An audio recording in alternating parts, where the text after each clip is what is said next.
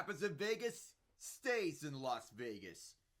And between two young teams in the National Basketball Association, a shot at regular season bragging rights.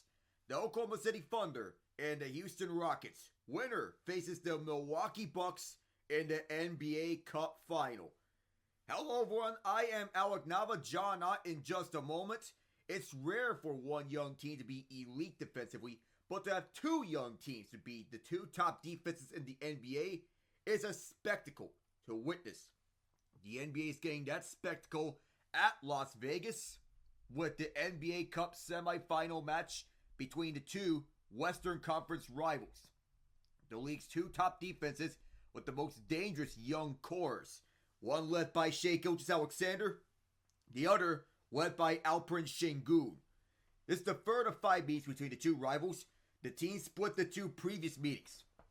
OKC took the first one, 126-107, at Oklahoma City on November 8th, with 29 points each from SGA and Chet Holmgren, with Holmgren blocking 3 Rocket shots. No Rocket had more than 17 points in that game. Their leading scorer was Dillon Brooks. On the other hand, while SGA had 32 points on the December 1st match in Houston, it was Fred VanVleet leading the way for the Rockets behind his 38 points to a 119-116 win at Houston. Sengun and Jabari Smith Jr. had double-doubles, with Sengun totaling 20 points, 14 rebounds, and 9 assists, while Smith had 15 points, 14 boards, and 3 blocks. OKC is used to being the hunted this season after taking the league by storm and becoming the youngest number 1 seed in NBA history last season. They may not catch anyone by surprise this year, but they're still the deepest and most dangerous team in the conference, even without Chet, who has been rolled out for more than a month retroactive to his hip fracture that was late in October. And ever since he went down, OKC went 11-3, sitting at 19-5, and on pace to take the 1 seed again. So to clarify, that Chet hip fracture, that was back in November the 11th. Out 8 to 10 weeks, may return in early 2025. So, as for OKC, SGA averaging 30.2 points per game, 4th in the league, and 6.3 assists as their starting point guard. Jalen Williams rose up to be a key piece, as he is averaging 21.8 points per game, 6.1 rebounds, and 5.0 assists per game. And Isaiah Hartenstein has Phil Holmgren's role in the starting lineup to perfection. 11.6 points and 12.8 rebounds per game since making his debut on November 20th. Houston is in a similar position to last year's Thunder, but the rise is even more surprising. As much promise as Sengun and Jalen Green showed, things were rough for them in their first few seasons together. Green especially was inconsistent. Their willingness to stay with the young duo is already paying off for Rafael Stone. The Rockets sit at 17-8, trailing only the Thunder and the Grizzlies in the West, and have won 7 of their last 10 games. Jalen's averaging a team-high 19.2 points per game. Sengun is putting up 18.8 and 10.6 boards per game. Their win over the Golden State Warriors was a statement victory. Defensively, have made themselves among the league's toughest units defensively. So as we go to the keys to this game and what to watch for Houston, the Rockets have ascended to being a top 3 team in the West and stand right behind only the Thunder and Grizzlies record-wise, and right behind the Thunder defensively, allowing 105.9 points per game. OKC's proven to be one of the toughest teams in the league because they wear opponents down and score a lot of points. But the Rockets seem to be the one team in the West that can defend that and play up to those standards.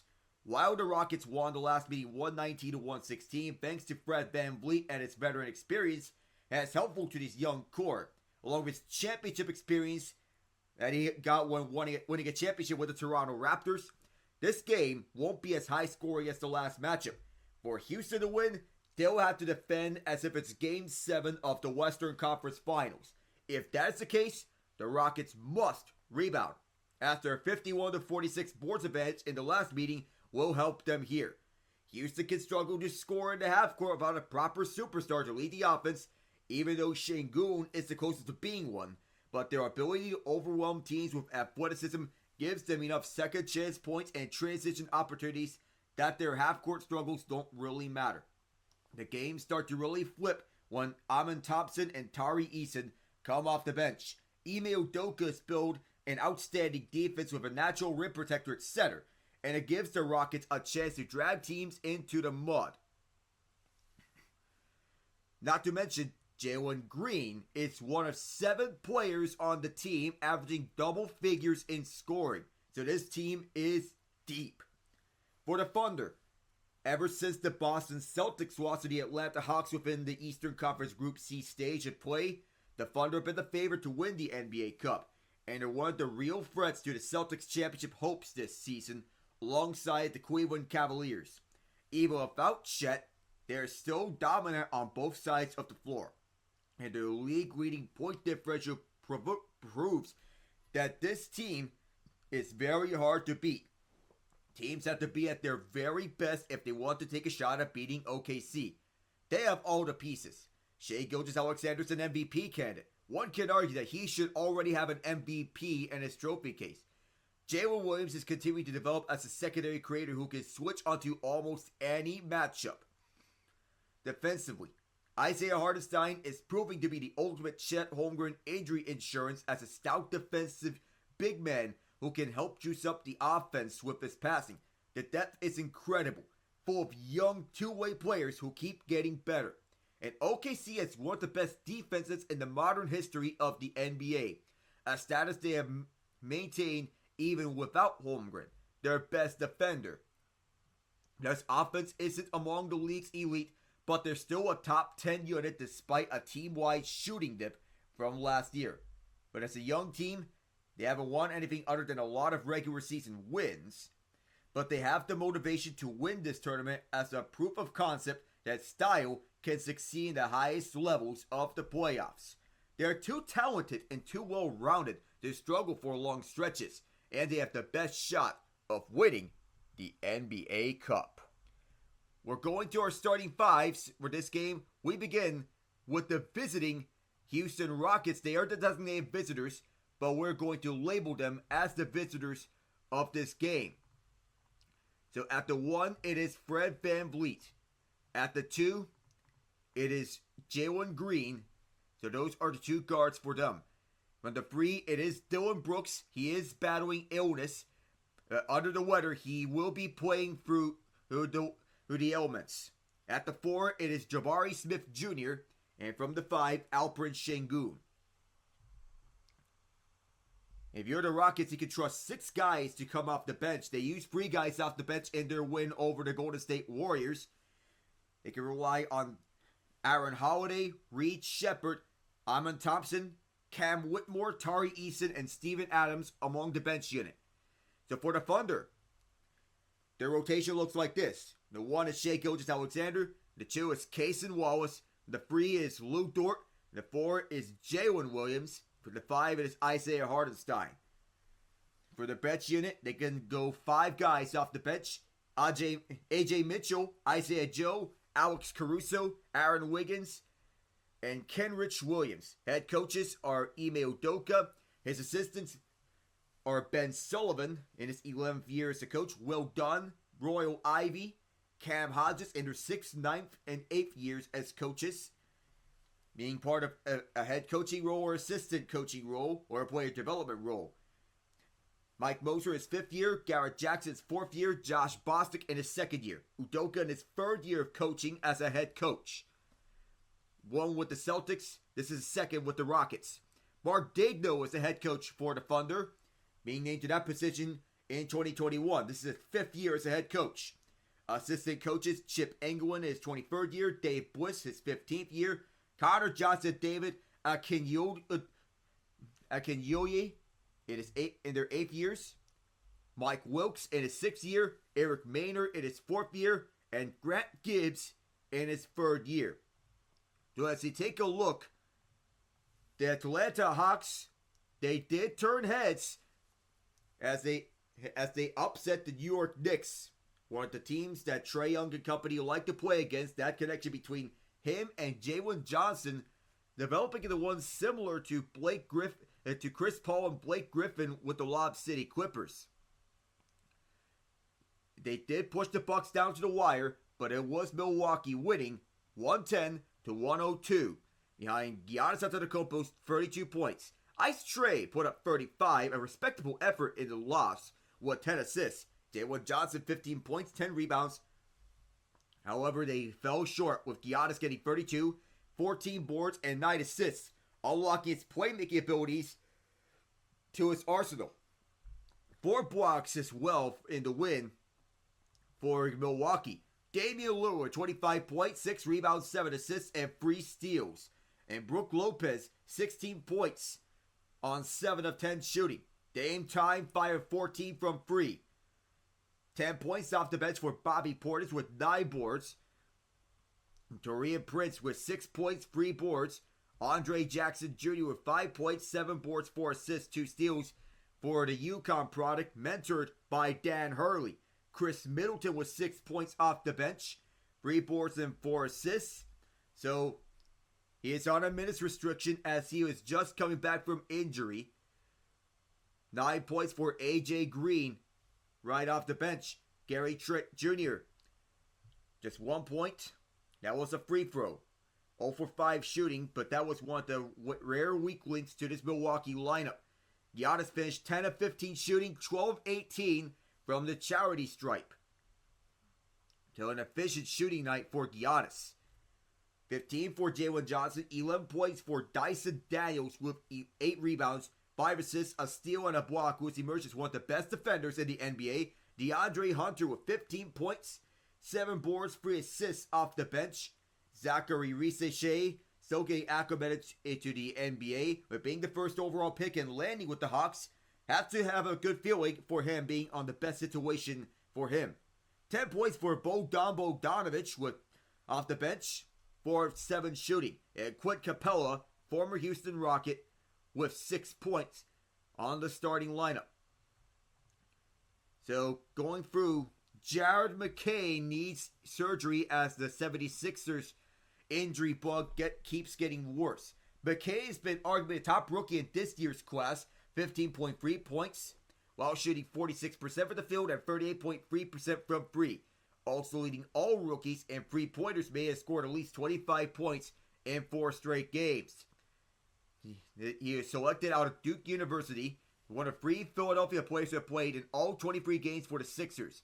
The injury woes have been the defining story of the season. Joel Embiid, Paul George, and Tyrese Maxey have played together in just 3 games, finishing only 1. A win over the Bulls with all of them on the floor. Embiid has played only 6 games this season, left the loss of a sinus fracture. His stats will be reevaluated at some point this weekend. The Sixers are 7-16 on the year, 12th place in the East, 2 games behind Brooklyn, who sent Dennis Schroeder to the Warriors for DeAnthony Melton and 3 second-round picks. They're outside the play-in, but when we speak of Dennis Schroeder, Schroeder is headed to Golden State, exchanged for Melton and 3 second-round picks. The Warriors are also receiving a second-round pick from the Nets, sending 3 second-rounders to Brooklyn in the deal. Schroeder's been one of the best guards in the NBA this year, pushing the Nets to play contention in the East early in the season. In his first full season in Brooklyn since being traded from the Raptors last year, Schroeder is averaging 18.4 points and a career-high 6.6 assists in 33.6 minutes. He's taken strides as an outside shooter as well, attempting a career-high 6.5 three-pointers per game on nearly 39% shooting. And the Nets entered the weekend 10th in the conference with 4 losses back of the 6th seed. Melton signed to a 1-year deal, but he went down with a torn ACL last month and is out for the year. The Warriors have been on a struggle without him after a hot start to the year. Golden State lost 7 of their last 9 games. Schroeder fills several needs for the Warriors, including a much-needed additional point guard who can handle the ball, potentially help the second unit get organized, making outside shots and provide Steve Kerr another veteran. And Kerr said prior to the trade being reported that the loss of Melton sent their rotation in flux. Kerr's been searching for the right combination to play on a nightly basis.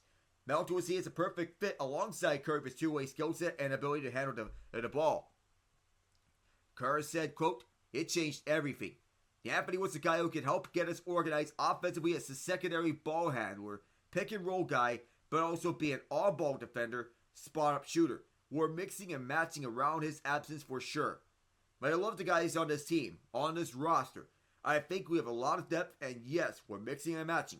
But that's what is required right now, and that's what we're going to continue to do. Schroeder is also on expiring contract worth $13 million as he is sent to Golden State. In that trade, just moments away from the tip-off between these two young teams with elite defenses. John, it's a pleasure to have you here. How are you doing, my friend? I'm doing good, man. It was a lot of fun. You know, I was so happy to be wrong a few days ago when I said first to 90 would win against the Golden State Warriors and the Houston Rockets. The Warriors get to 90, and the Rockets close with a 7-0 run and a stunner. We'll see what they can do against one of the best defensive teams in the league. Honestly, both of these teams are probably some of the best defensive teams we have in the league, so this should be fun. Shades of Clutch City from time ago, such as in 2015 with the comeback against the Clippers. Shades of Josh Smith and Corey Brewer and James Harden in that Game 7. But this year, it feels like something is different.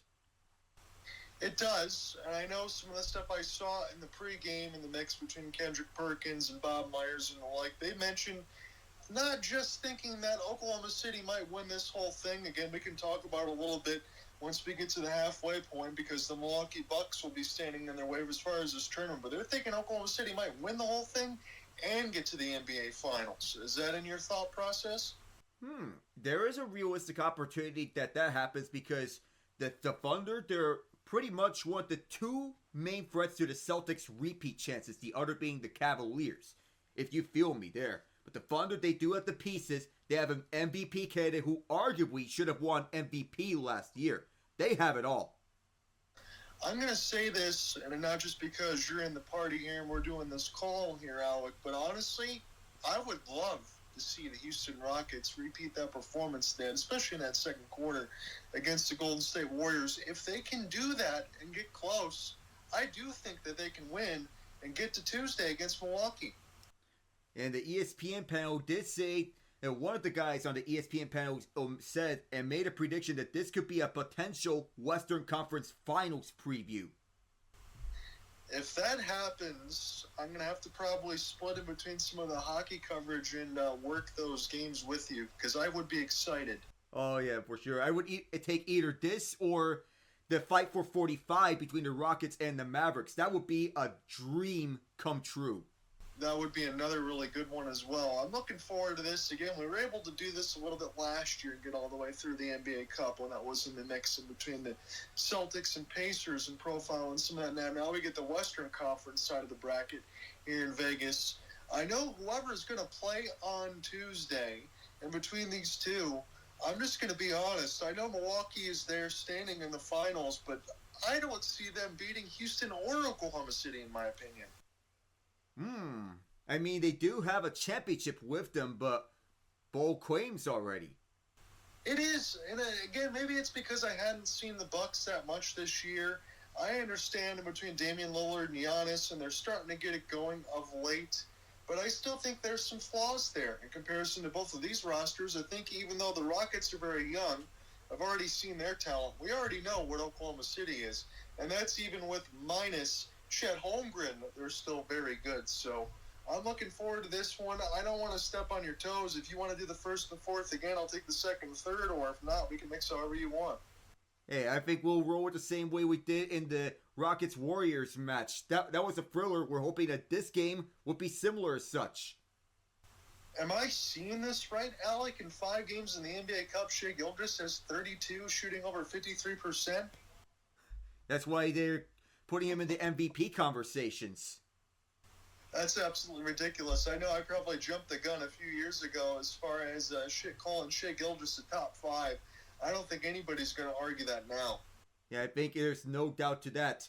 And I feel that the MVP conversation of last year holds serious weight. And I felt that he arguably should have won it last year. Now, I know Jokic, if we're all his talent, he is the best player in the league. But for the Thunder's rise from being a play-in team to the top seed in the Western Conference, that I felt should have got SGA the MVP. They say going into this, Oklahoma City is a 6-point favorite, so this should still be pretty close as we're looking at Fred VanVleet and Shai Gilgeous-Alexander now. We're in beautiful Las Vegas. Are they playing in T-Mobile? Oh, yeah, they are. It's a neutral site. Semifinals and finals are always in T-Mobile. That is pretty cool. I've been there one time, but I've not been there for a basketball game. I know they do preseason games there. Maybe one time we'll have to make a trip out to Vegas. Oh, we should. And speaking of Vegas, the Golden Knights, they lost earlier today, giving up the first 5 goals at the hands of the Oilers. They did push things interesting, but it was not enough. They fell 6-3. So get set to get this underway. I don't know how far I'll be ahead of you, but we can mix and match as we get to it. Right, so it's Alperen Sengun and Isaiah Hartenstein at center court, ready to receive the opening tip-off from James Capers, our crew chief. Nick Buescher and Ray Acosta are our 2 referees in this match. Dylan Brooks was questionable with an illness entering this game, but he is all ready to go. As this ball is up, Sengun wins the opening tip-off. Viva Las Vegas! We're underway here in the NBA Cup Semifinal. Sengun, he looks towards Jalen's direction. Now will hold it himself. Finds VanVleet, NBA champion with the Raptors, kicked out right corner for Brooks, the former Grizzly, bowling his way to the paint. Pump fakes, short, and his ball will land onto the hand of Cason Wallace. He and Lou Dort being 2 of the best defenders on OKC. Oh, what a layup attempt. And Hartenstein grabs it. We do have a whistle, however. I'm going to try to switch my feed really quick, so you hold the fort here for a moment, Alec. I think I might be a little bit ahead of you. Okay, so this was, I don't know if this was a foul or not, but nonetheless, Houston has it. This will be VanVleet, who's watched 1-on-1 by Dort. Sengun, over to Jalen. Switch with Wallace on him. Kicked out at the right wing side. It's Brooks. Bounced off. Tipped up. It lands onto Wallace again. Nearly a minute gone in this game. On the way to the paint. Kicked out. Wallace. Extra pass. Hartenstein. Hartenstein will look one more time. Then reverses directions towards the left.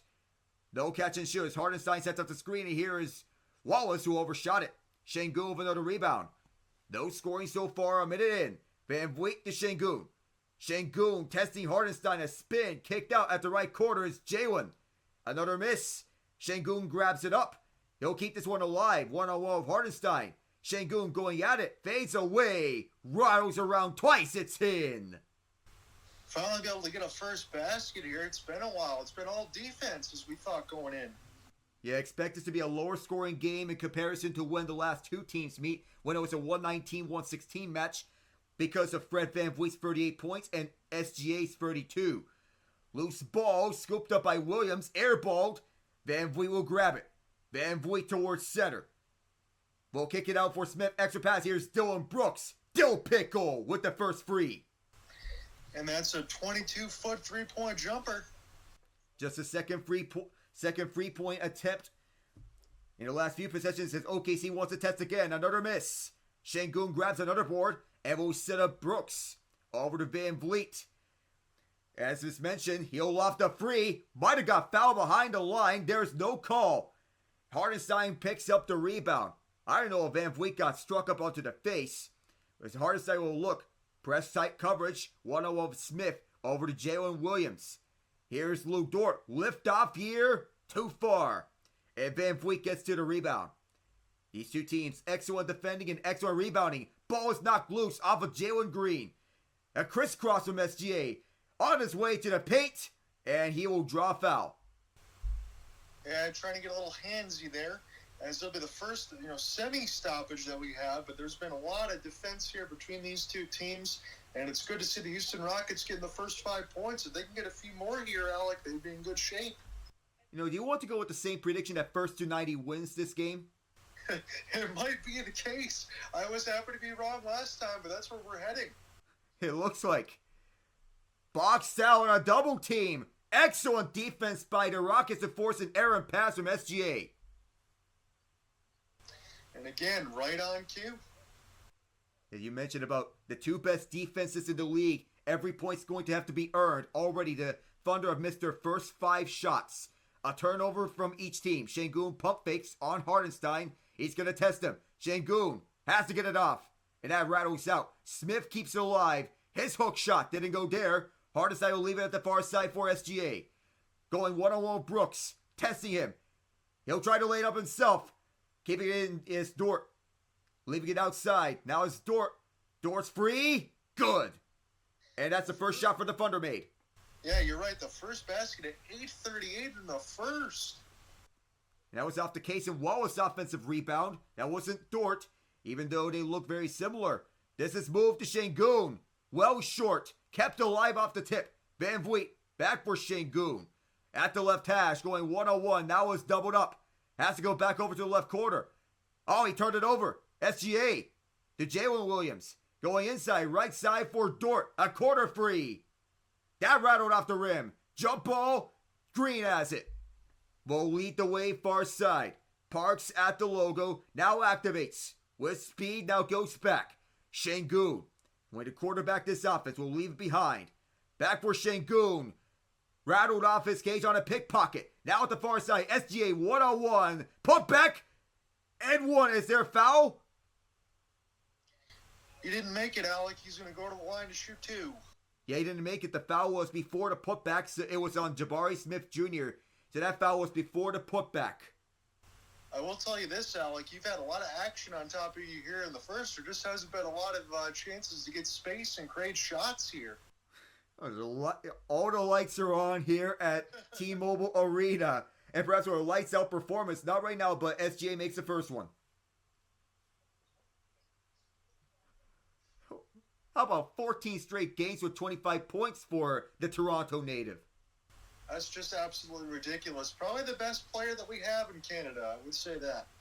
5-5 now. Yeah, I can second you there. Best player from Canada right now. Shai Gilgeous-Alexander as Van Vliet will lead the way. Left wing side to Jalen, and now it's Şengün. Şengün testing Hartenstein one-on-one, especially for a screen. At the right side, beautiful read on the passing lane as the intended man was Van Vliet. That was SGA with the steal. Hartenstein wants to go back. Errant pass. Şengün will pick it up. Wild pass for Van Vliet. Van Vliet testing the basket. He is fouled. And the Thunder might not be happy with this one, Casey Wallace. No, they won't. Again, it's going to be one free throw and then timeout, so you'll be able to get that. Either feed I have will be 30 seconds ahead of you, so we're just going to have to make do. Yeah, Van Vliet is shooting two. 7:17 left in his first quarter. And if we do get a timeout, I believe that we would be seeing some changes over, and the first bench unit is coming on. Van Vliet makes the first one. So he'll high five, and the whistle blows for a timeout used by Mark Daigneault. And I agree with you. That's probably where the subs are going to come from. Again, a little auspicious start for both of these clubs. Again, we talk about how good they are defensively. Century 1 and 2, you would think about it, really. And we'll see what ends up happening with the rest of these as far as bringing them to the bench and trying to find some points. But you know what? Again, 7-17 in the first and 6-5 Rockets. Game still just getting underway. I think we'll start to see these teams get their footing a little bit, but I don't think it is a bad call out. Go ahead and bring in some bench units, get them some burn, and get settled into the game.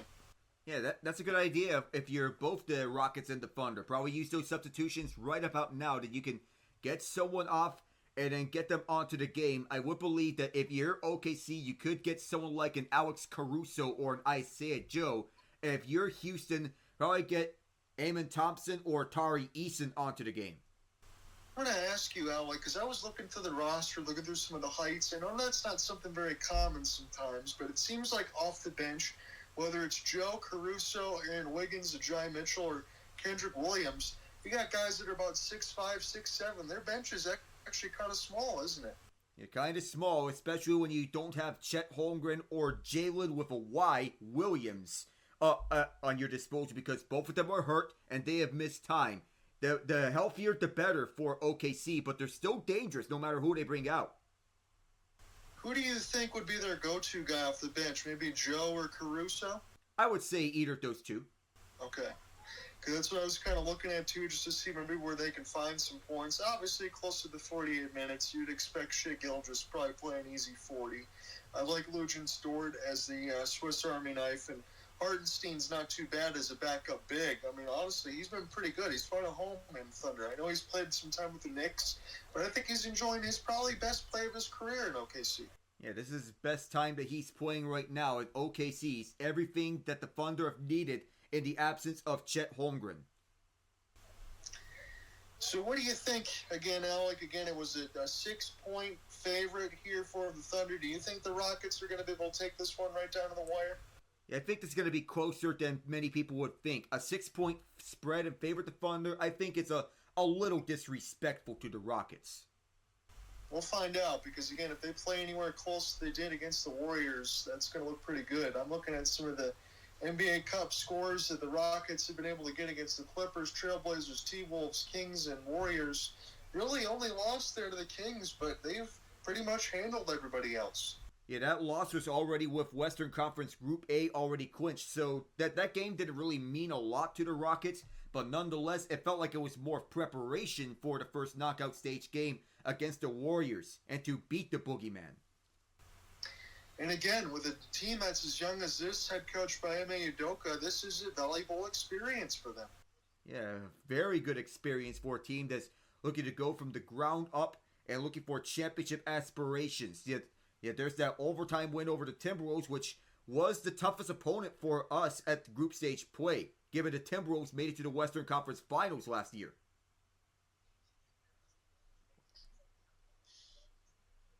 Defense has come to play here early in this game. Van Vliet will have to shoot a second free throw. Does. Well short. Cason Wallace picks up the rebound and will leave it up the far side. OKC countering as they're looking to shake and bake. Backpedaling is Jalen Williams as he looks for options. Finds Roy Hartenstein, a hook, and it's through. The former Rocket with a pounce of blood. It's nice to see that size in there. Get in there, get that hook, get a basket, get something going for both of these teams. No substitutions here. Oh, an errant feed. Şengün gets caught in a pickpocket. And another errant feed right back. We're seeing defensive full displays. Cason Wallace sort of mishandled the ball. One of the Thunder guys and one of the Rockets who were right behind him. Şengün to the basket. Not there, as that layup lane was closed off in a hurry. SGA. Brooks trying to blitz him. SGA moving around. This one rattles out. Hartenstein is the rebound taken away from him by Smith. And through the far side, it is Van Vliet. Freddie finds Barry. Now Jalen. Up for Şengün. What will LP do? He'll kick it back for FVV. Van Vliet. SGA tried to blitz him. For the left side, has to get it off with 5. It does. Well short. Oh, there's a foul as Jabari Smith tried to put it back. Yes, it is. He's going to go to the line to shoot 2. And Hartenstein, in that previous possession after he scored, he got hit in the face, no call. And we'll finally get some substitutions as Aaron Wiggins going to come in for Hartenstein, Amin Thompson for Green, and Steven Adams will get his first burn. He comes in for Şengün. I'm surprised we didn't get to see Steven Adams in the last game. I am too. I know it's getting a little long in the tooth for the man of Australia, but again, you get block shots and some rebounds, and he might be needed in a game like this, Alec. First free throw's good from Jabari, and the D will get our first substitutions with Aaron Wiggins sliding into place of Hartenstein, Amin Thompson, Steven Adams in the place of the 2 stars, Jalen Green, Alperen Şengün. So it's the Jabari Smith show. He put up 15 points and a game-winning block in the last game to snap the 15-game losing streak against the Warriors. 44% shooting for Jabari as he is dribbling it twice, now fires 2 for 2. I like his game, Alec. He seems pretty versatile and pretty comfortable as a big as well. Third pick in the 2022 draft, and he has developed nicely in his third season in the NBA. Jalen Williams over the left side as Steven Adams tries to defend his former team. SGA got him at a jump. Left wing free on the way. Off the mark. And Adams gets a rebound. Oh, did he step out, or what is the ruling? Yeah, he just wasn't able to corral that one, Alec. He just stepped out of that line. Well, that looked very borderline. But Steven Adams, he tried to maintain his balance. I thought he was out of bounds. And again, at that last game, I thought it was a jump ball, but in the 2-minute report, Kuminga made contact with the neck and shoulder area of Jalen Green. That's what the camera angle didn't show. And Steve Kerr didn't get that memo post-game, did he? Because he was pretty heated. Yeah, I think, that was the case. As Van Vliet, he'll drive, lay it up. Brad Van Vliet with his left hand. Back the other way. Jalen Williams from the free throw line. Answers back. Nice 14-footer there as we get some back-to-back baskets, I believe, for the first time in this quarter. Through the other way. The tip shot goes for Steven Adams off the miss from Van Vliet. So back and forth, here we go, John. Yeah, and Steven Adams making an immediate impact since getting into the lineup. Kenrich Williams, who has just come off the bench, looks for SGA and finds him. Return feed. Wasp run from the point. It's too far. And jumping up for the rebound, former OKC man Adams, who got hustled to the rebound at the ball jarred free. Thompson at the right side. His brother Osar plays for the Pistons. Can't get that one through. It's a fight for the ball. Brooks didn't hustle to it. The Thunder did. SGA for the left side at the CarMax logo. Now backs up to center court logo. Feed up front. And Williams looks for Jalen Williams. Williams to Williams. There was no such connection there as the Thunder tried to tie it up at 12. Now at the right wing side. Blitz. And now Brooks up front for Adams. Steven Adams. And I think there was a dogfight for the ball. There might be a foul, if not a jump ball. They're going to give a foul, Alec, on SGA. Steven Adams going to go to the line to shoot two. So, a little bit of taste of revenge on his former team right after his final years with OKC for Steven Adams. But it's always nice seeing one of your former guys go up against you. That's what I'm thinking too, Alec, but I kind of wonder for Steven Adams if he even recognizes this young team besides SGA. Yeah, he makes the first one. I mean, Adams, he was part of the first few years of SG on the team when Shai Gilgeous-Alexander was mentored by one of the pure point guards in Chris Paul. 4:19 to go here in this first quarter. You have Dylan Brooks at the left hash. Thompson's over the right hash. Adams is 1 for 2 as he misses near side on the second shot. SGA already 3 points and 3 rebounds for Steven Adams. He made a tip shot and a free throw. SGA on a step back three. That is short. There's contesting for the ball. Rockets save it. It was Adams who got it off in time for Van Vliet. Alex Caruso on the court.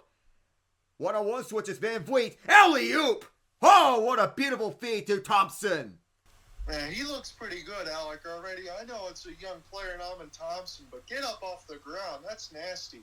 Caruso wide open in the right corner. In and out. And Thompson, who made that alley-oop slam, he'll take it himself.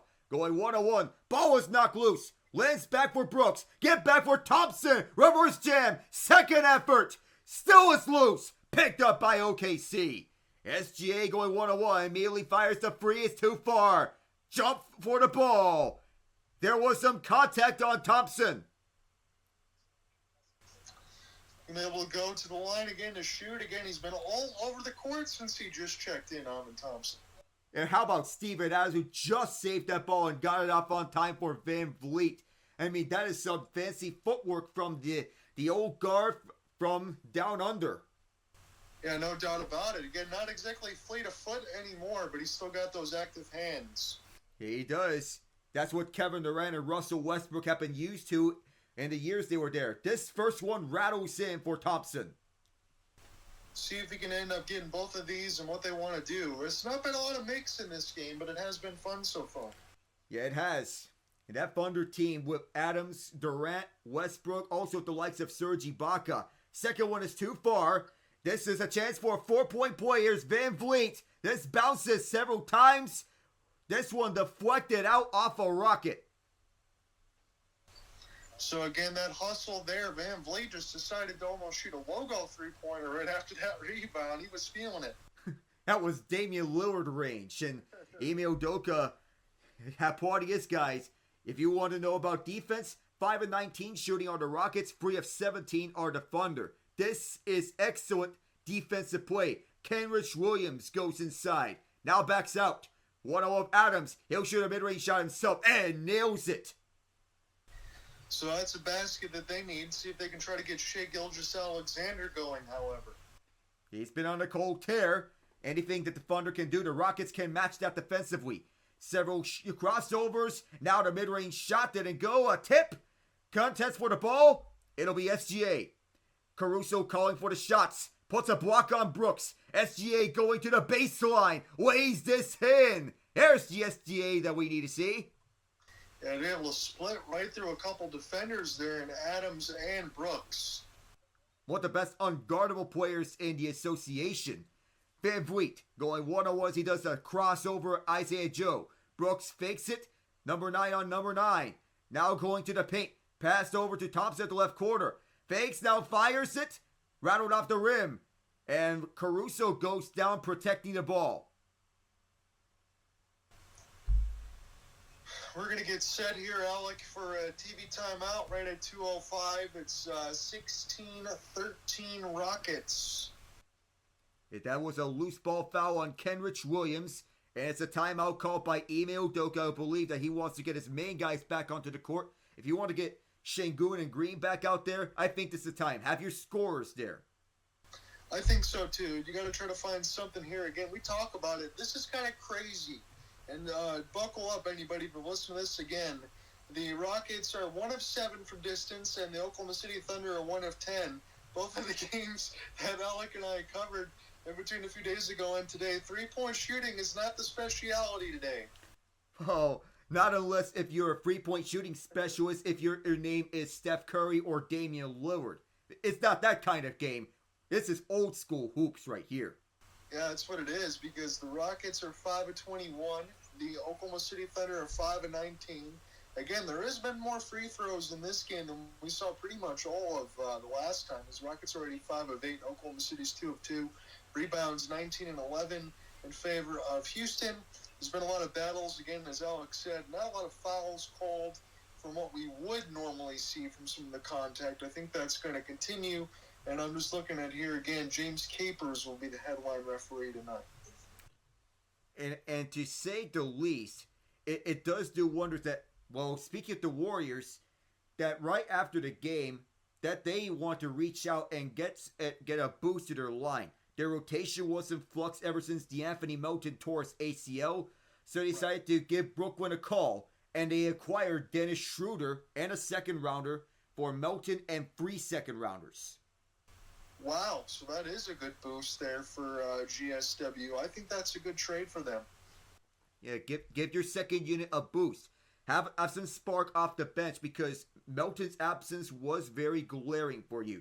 That they had to trust Lindy Waters for some time, and this is no shade towards Waters. He looked good against Houston, but you want to get someone who's more consistent on a night-by-night basis. Yeah, now, I think that trade does make a lot of sense, because not only, as you mentioned, it boosts the bench, but it doesn't really break the bank as far as those big picks. Because, again, we talked about it not too long ago, about trying to figure out maybe somebody like Jimmy Butler and this and that. That might sound like a pipe dream. I understand Golden State wants to go ahead and extend their window, but you don't want to take too many of those picks down the road and burn those all the way out, because who knows?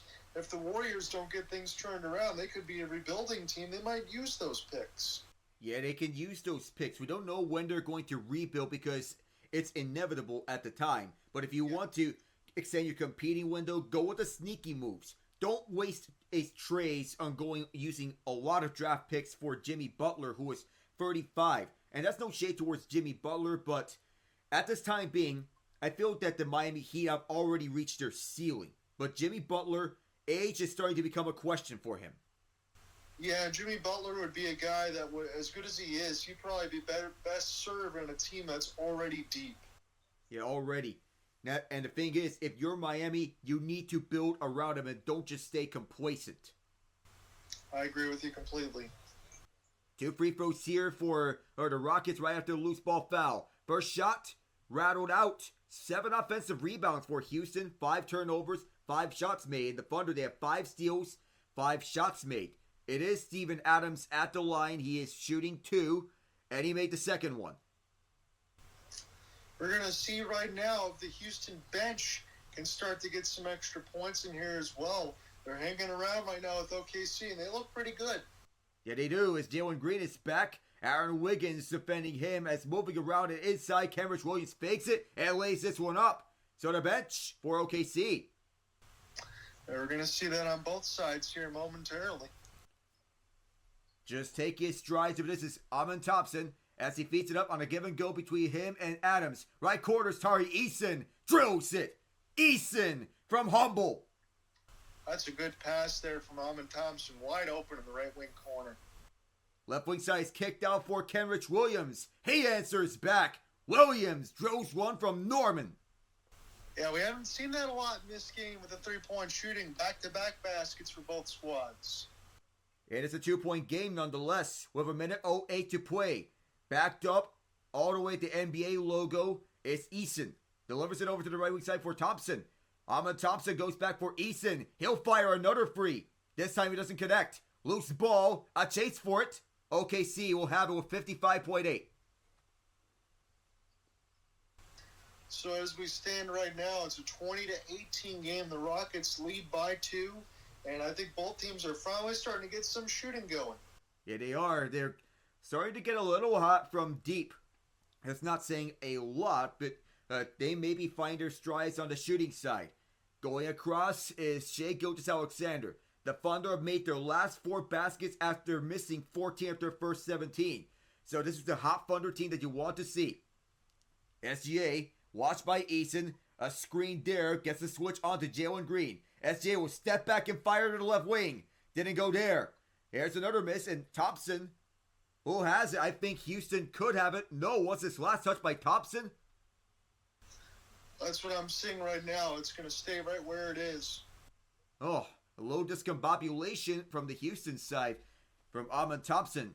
30.5 seconds. The shot hit the rim, so the shot clock will reset. 4 points for SGA since inbounded for Isaiah Joe. Joe with Şengün reaching on him. Caruso going back inside. It's a reach-in foul against Houston. That will be on Alperen Şengün. We've got about a second pretty much from the shot clock, game clock when we get to it. Şengün was reaching in, trying to get towards this ball. He went to aim towards the ball, but accidentally reached towards the arm. Oh, errant pass, and that will be Houston ball now at 24.7. Try to get something going here just to get another basket, get close, get this away from a 2-point game. The Thunder are 2 of 12 from free. The Rockets are 2 of 9. Jalen Green going 1 over Caruso. Inside for Smith from the free throw line. Rattled out. Rebound is grabbed by Kenrich Williams. Says, get off me. The ball is loose. Thunder are going to have to hurry. They'll take this one across. SGA putting up the last shot at the buzzer. Rattles out. And the score remains 20-18 after the opening 12 minutes. So I know Alec asked me this, and again, it'll be my apologies because I'll be about 25 seconds ahead of Alec on some stuff between the second and third, but we'll make do and get you through this call because we want to do this and then the Tuesday game. But Alec did ask me first to 90, and I kind of doubled down. Are we going to get to 90 is the question. I think, are we even going to get to that? I think we will for one of these teams. I just don't know who is going to be who, but I would expect that the Thunder, I don't know if they're going to cover the spread. I'm leaning towards no. I agree with you there. 100%. The Oklahoma City Thunder lead on the shot board at least. 7 of 23 for 30%. The Rockets just 6 of 24 for 25%. The defense has been good, so I won't get it twisted there. Just want to make sure I make that mental note. The Rockets 6 of 10 from the playoff line, and then 2-2 there for the Oklahoma City Thunder. So free throw advantage stiffly in favor of the Rockets right now. They've been able to get 6 points there. They look good when they get a chance to get to the line. That'll probably have to continue. Both of these teams will probably have to try to force in between, especially if they're not making shots from distance. We might see people putting their head down trying to get to the rim. Yeah, if you baseline plays, you want to get towards the inside the paint. Thrive at that area. Find someone who is open and find them on the cuts. So before I get into the play-by-play, Alec, do you want to go across this box really quick between the Bucks and the Hawks? I see Trae Young. He had a monster game, especially at the free throw line. 14 of 17, had 35 points, and it wasn't enough. Yeah, 35 points, 10 assists, 7 rebounds for Trae Young on 9 of 18. Jalen Johnson, 15 points, 10 rebounds on 6 of 15, but it was the Giannis and Dame time show, 32 and 25 each. With Giannis getting 14 boards and 4 blocks, Damian Lillard with 25, 6, and 7 with free steals. 8 of 21 is Lillard. 10 of 15 from in the field. 12-18 from the stripe is Giannis in this game. I really like that, honestly, for Giannis getting that many free throws. And 12 of 18 is a pretty good percentage for him. I'm looking at that stat line when I talked to you earlier in the pregame saying I don't think Milwaukee's going to be able to get it done in the final, but I look at that stat line from Giannis, and I might have to zip my lips. Well, also, here's another element worth mentioning for Giannis. He wants to prioritize on his playmaking skills, and he is capitalizing on it. Yeah. He had 9 assists in this game.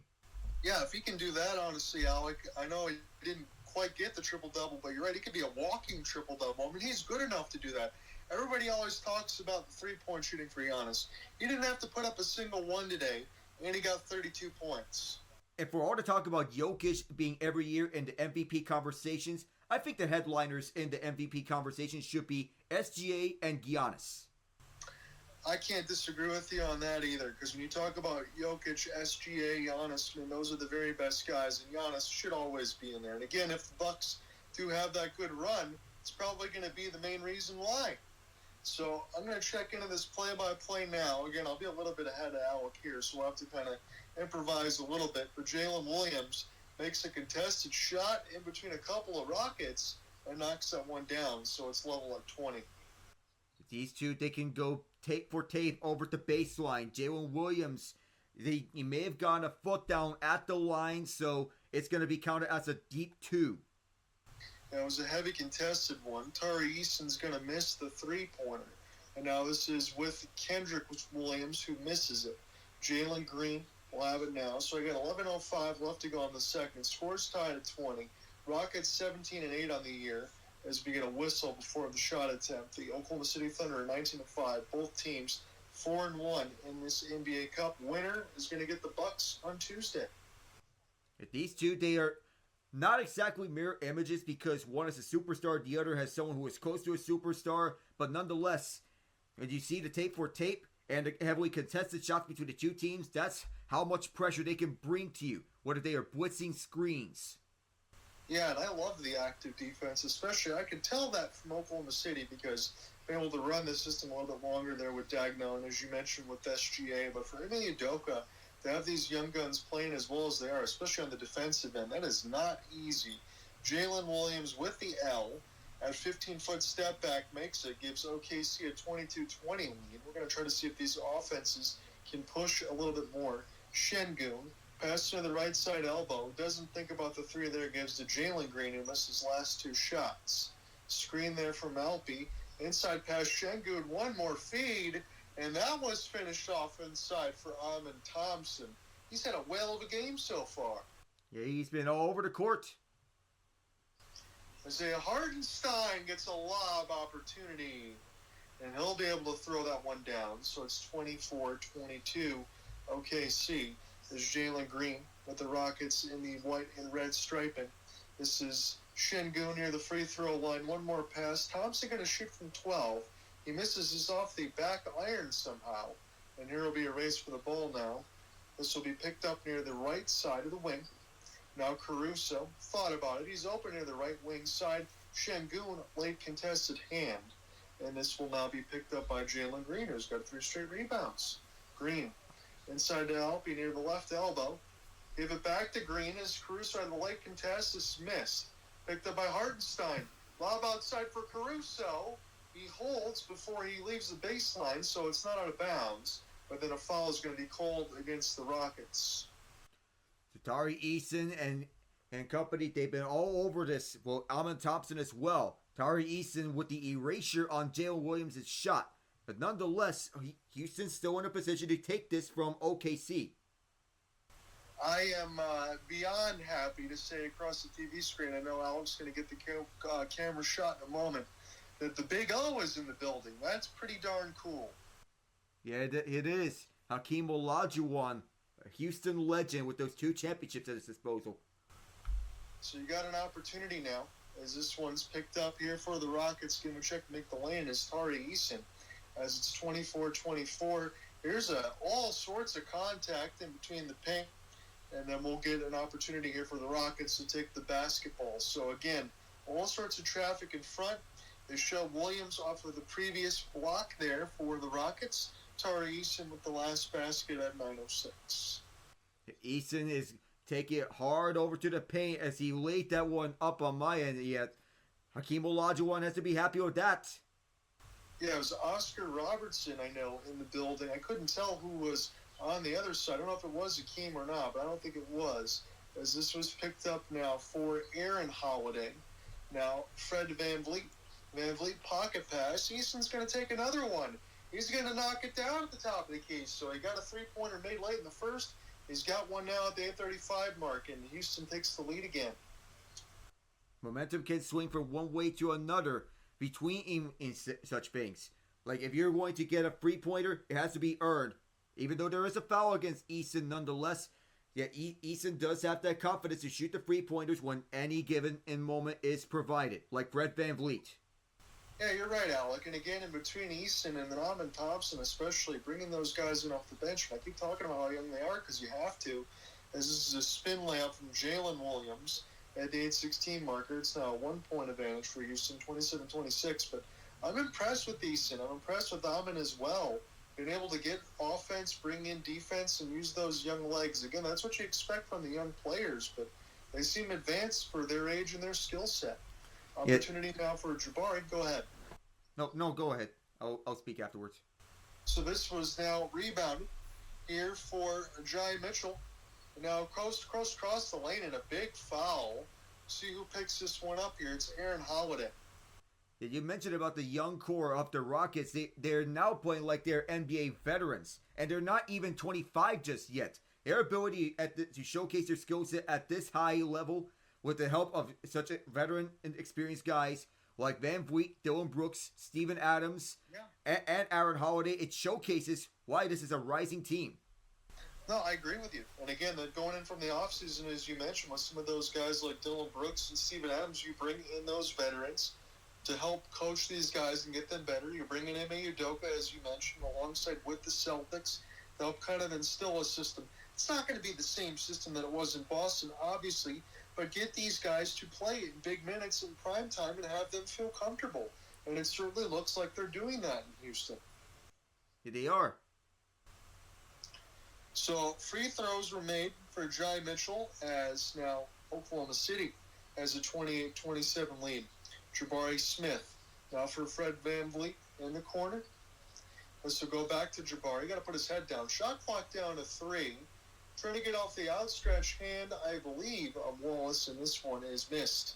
As now Oklahoma City has a chance to run offense. Again, they got the all-orange here in Vegas with the white stripes. Lujan Stort for 3. He missed it at the top of the key. Caruso couldn't find him. Had active hands everywhere. Make it hard to even find space. Jabari, one more pass. Dylan Brooks has a wide-open 3 at the top of the key. He knocks it down. It's 30-28 and a timeout for Mark Daigneault. But you mentioned about Canada natives. Well, Shai Gilgeous-Alexander, a native of Toronto. Dylan Brooks, who's also from Canada, says, I want in on this. The Mississauga native was wide open and showcases that even though he is no longer Grizzly, he can showcase three-point shooting like he did in Memphis when he was with John Morant, Desmond Bane, and company. And Dylan Brooks, with that grit and toughness from him. Yeah, I think he's a good fit. A little bit of sandpaper, as you mentioned there with Dylan Brooks. Not afraid to get under the skin of players, but you know what, Alec? When you're a professional athlete and as good as you are, you got to be able to get an advantage. And sometimes that might be from some of the words that you say as well alongside your play. Grit and sandpaper. Like if you're looking for someone who can be a perfect fit on a hockey team, that's what Brooks provides. So I want to look selfishly in on some of these hockey boxes, and I'm noticing the Pittsburgh Penguins starting to get on a little bit of a run. That game is 2-2 between the Sens at Canadian Tire with 4:36 left. Yeah, I'm surprised that the Penguins are starting to put on a bit of a run here. I thought we were dead on the water in the past, but not so fast. Ever since we acquired Philip Tomasino from Nashville, it feels like we turned on another gear. All Tomasino needed was a change of scenery. He didn't look that good in Nashville, but now that he's in Pittsburgh, I feel like he's found himself a home. And he's starting to score some goals. The plus minus is positive as well. Again, you talk about some of those trades, different team, but again, same result for Nashville. Didn't they move on from Dante Fabro? No points in 6 games. And I looked not too long ago. He's a plus 13 with the Blue Jackets. And then you had Ellie Tolvanen last year, who was let go, picked up by the Seattle Kraken, and they've done well. It seems like everything Barry Trotz has tried to do from year 1, which was good. In year 2, the team's gotten a lot older, and the Nashville Predators don't look very good, but the Penguins are looking better. That's ironic. I thought the Predators would be vastly improving. I may have said this earlier, but I thought this would be a team that's taken the next step. But they've taken a gigantic step backwards in year 1 of Stamkos, Marchessault, and Shea. That's the big shock to me. Colorado, who they're facing, they need to get their injury trouble sorted up. Yes, they do. Again, that one's 7:55 in the first. I will get back to the NBA play-by-play in a moment once we get to it. Again, Alec mentioned this score earlier, so I'm going to take a deep dive into this one. Edmonton scores 4 in the second. That one is mixing between Zach Hyman, Connor Brown, Leon Draisaitl, who already has 22, and Corey Perry with his 6. Jeff Skinner scores the last in the third. It was 38 seconds apart. 6-3 victory for Edmonton. Stuart Skinner, pretty good night, 38 of 41 between the pipes. And Aiden Hill had a rough one today, just 28 of 34. I mean, the only blunder that Stuart Skinner had was when he gave a freebie to the Golden Knights a minute into the third period. But outside that, he was very good against Vegas, a team that Edmonton had trouble with in years past. Yeah, now all of a sudden you look at it, Edmonton's won 5 in a row. Again, Alec and I talked about it last year in January when it was like a 20-game streak, something close to that. And the Oilers are starting to look like that team again. So once we begin that calendar turn, we'll see where we are. Airball shot here for OKC. Thought there was going to be a foul there, did Jalen Williams. He didn't get one, so this is going to be now with Houston. Got about 6:40 left to go in the second. Joining her with you alongside Alec Nava. This is the NBA Cup Semi here in the Western Conference. The Milwaukee Bucks won their game earlier against the Atlanta Hawks, so they're waiting. As Dylan Brooks, half spin, hook. This one too strong off the front of the glass. It beat the shot clock. And now here come OKC. Chance to tie or take the lead. Lucian Stort puts his head down. He just lost the ball, but this will stay with Oklahoma City. Well, Aaron Holiday may have gotten a piece of it, but nonetheless, just a little loose on the handle when trying to drive over to the paint. But Aaron Holiday, his brother Drew Holiday being a defensive prowess, Aaron does bring that defensive tenacity to Houston. Yes, he does. Again, they've mixed in pretty well, as Alec and I talk about. I think we're going to take another timeout. So Ime Udoka will take this one. I want to go back to this NHL scoreboard. I know Alec's not going to mind, so we'll definitely do that. I would be shocked, and again, there's still eternity of time left, if the Red Wings win this game against the Toronto Maple Leafs. To say that they need to is an understatement, but Jeff Petrie has 2 goals for Detroit. It did not have that on the bingo card. Ville Husso right now in line to get the win, 23 of 25, but it's 5:50 left in the third. Yeah, if you would have told me that Jeff Petrie scored twice in this game and scored his first 2 goals this season against Toronto, I would have said that you're out of your mind. And especially since Mort Seider got a goal, Matt Nyes, Austin Matthews are on the score sheet, but Jeff Petrie, I thought that he was on the decline in his Pittsburgh years, and Ville Husso has been having troubles with injuries over in Detroit, but this looks to be in line for a much-needed get-right game for the Red Wings. They need this. They have to have it because, again, we talk about teams that are not in the playoff line, and I'll talk about more of that during the intermission when we also profile some stuff in the NBA as well. But the Caps, make no mistake about it, I know where New Jersey is because they had those games with, over abroad, but the Caps are probably the best team in the NHL right now. They're 26-2. They are taking on the Sabres. They're winning 3-2 with 3:21 left in the third. And before I hand this over to Alec, I'm just going to click on the wild card spot for the Sabres because I just want to get my bearings straight. Sabres, if they lose this one, that'll be 9 in a row. Oh, that is brutal for Buffalo if they lose this game, because you go from okay, we're starting off nicely, to what is happening with us? Well, I get the Tage Thompson injury stings for them, but it shouldn't impact the team this badly. I saw at the KeyBank Center when I was watching a little bit of highlights there, Alec, in the previous game against the Blue Shirts, that they started the Fire Kevin Adams chants. Oh man, it's been going that bad. And even so, the gap between last in the East and the second wild card, 7 points. Yeah, and again, it has been going that bad, as you mentioned, because I don't think, and I know I have my math a little bit wrong, Alec, but it's been almost, about 15 years since we saw the Sabres in the postseason? Well, as of this season, yeah, almost 15 years. You're one away. 14 if the Buffalo, if we go on this year.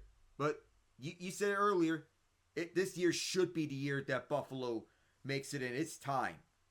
It's got to be, because it almost feels, and again, I almost said this with Detroit, but it almost feels for Buffalo like a never-ending rebuild.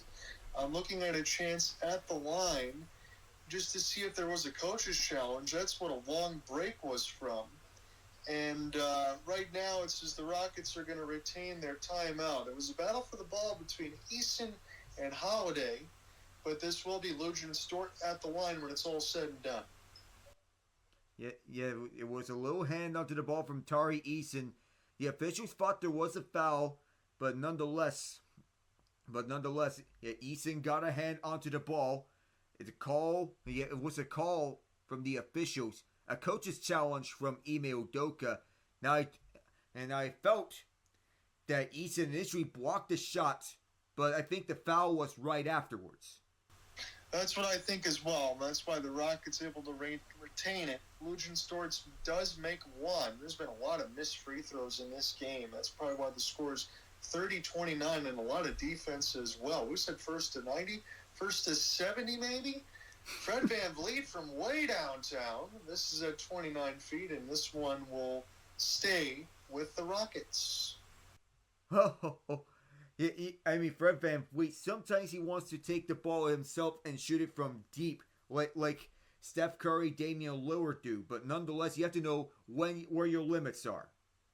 I agree with you. I think it's a little bit too early, especially you had time on the shot clock there, but you get the space. Still have an outstretched hand there of Caruso, who's showing a battle inside for Alperen Şengün. Looked like he was certainly held, as this is now the trigger man for Fred. Leaving now for Aaron Holiday, so the backcourt a little bit small right now for the Rockets. Good pass inside Şengün. Airballs the hook. Now Holiday missed it. Another back tap. This one saved again. Dylan Brooks for three.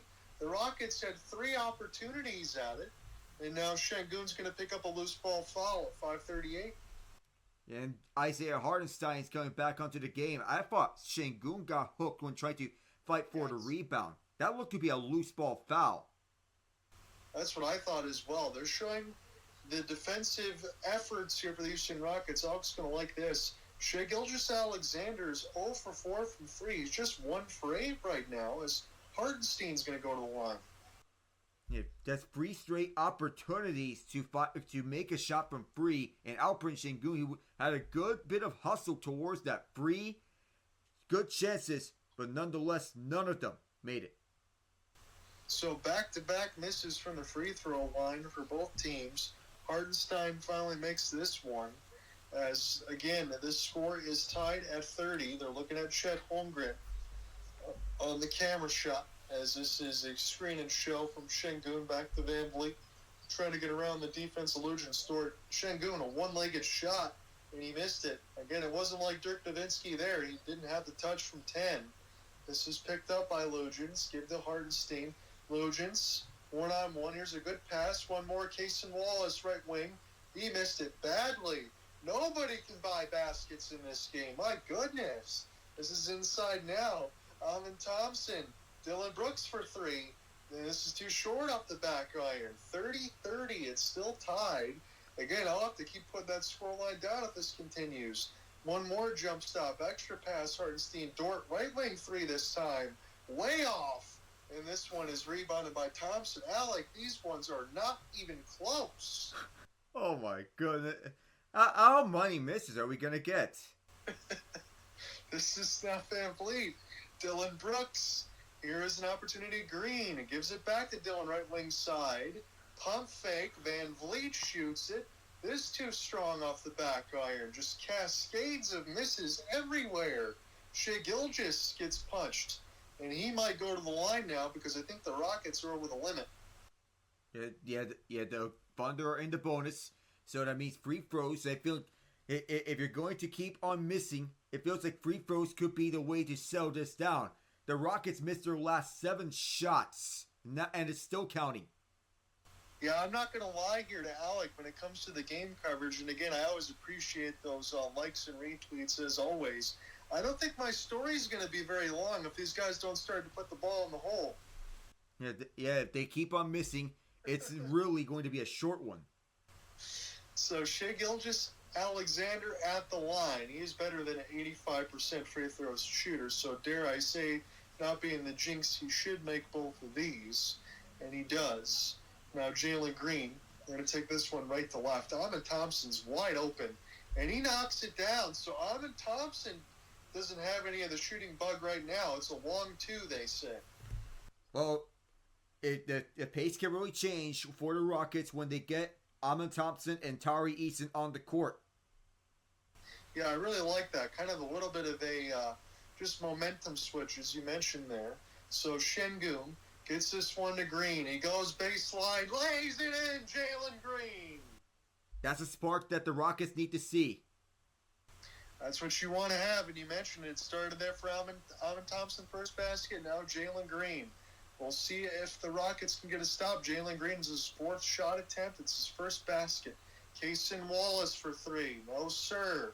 This one tapped up now. Dylan Brooks. Here's Thompson. He goes coast to coast, and he's fouled.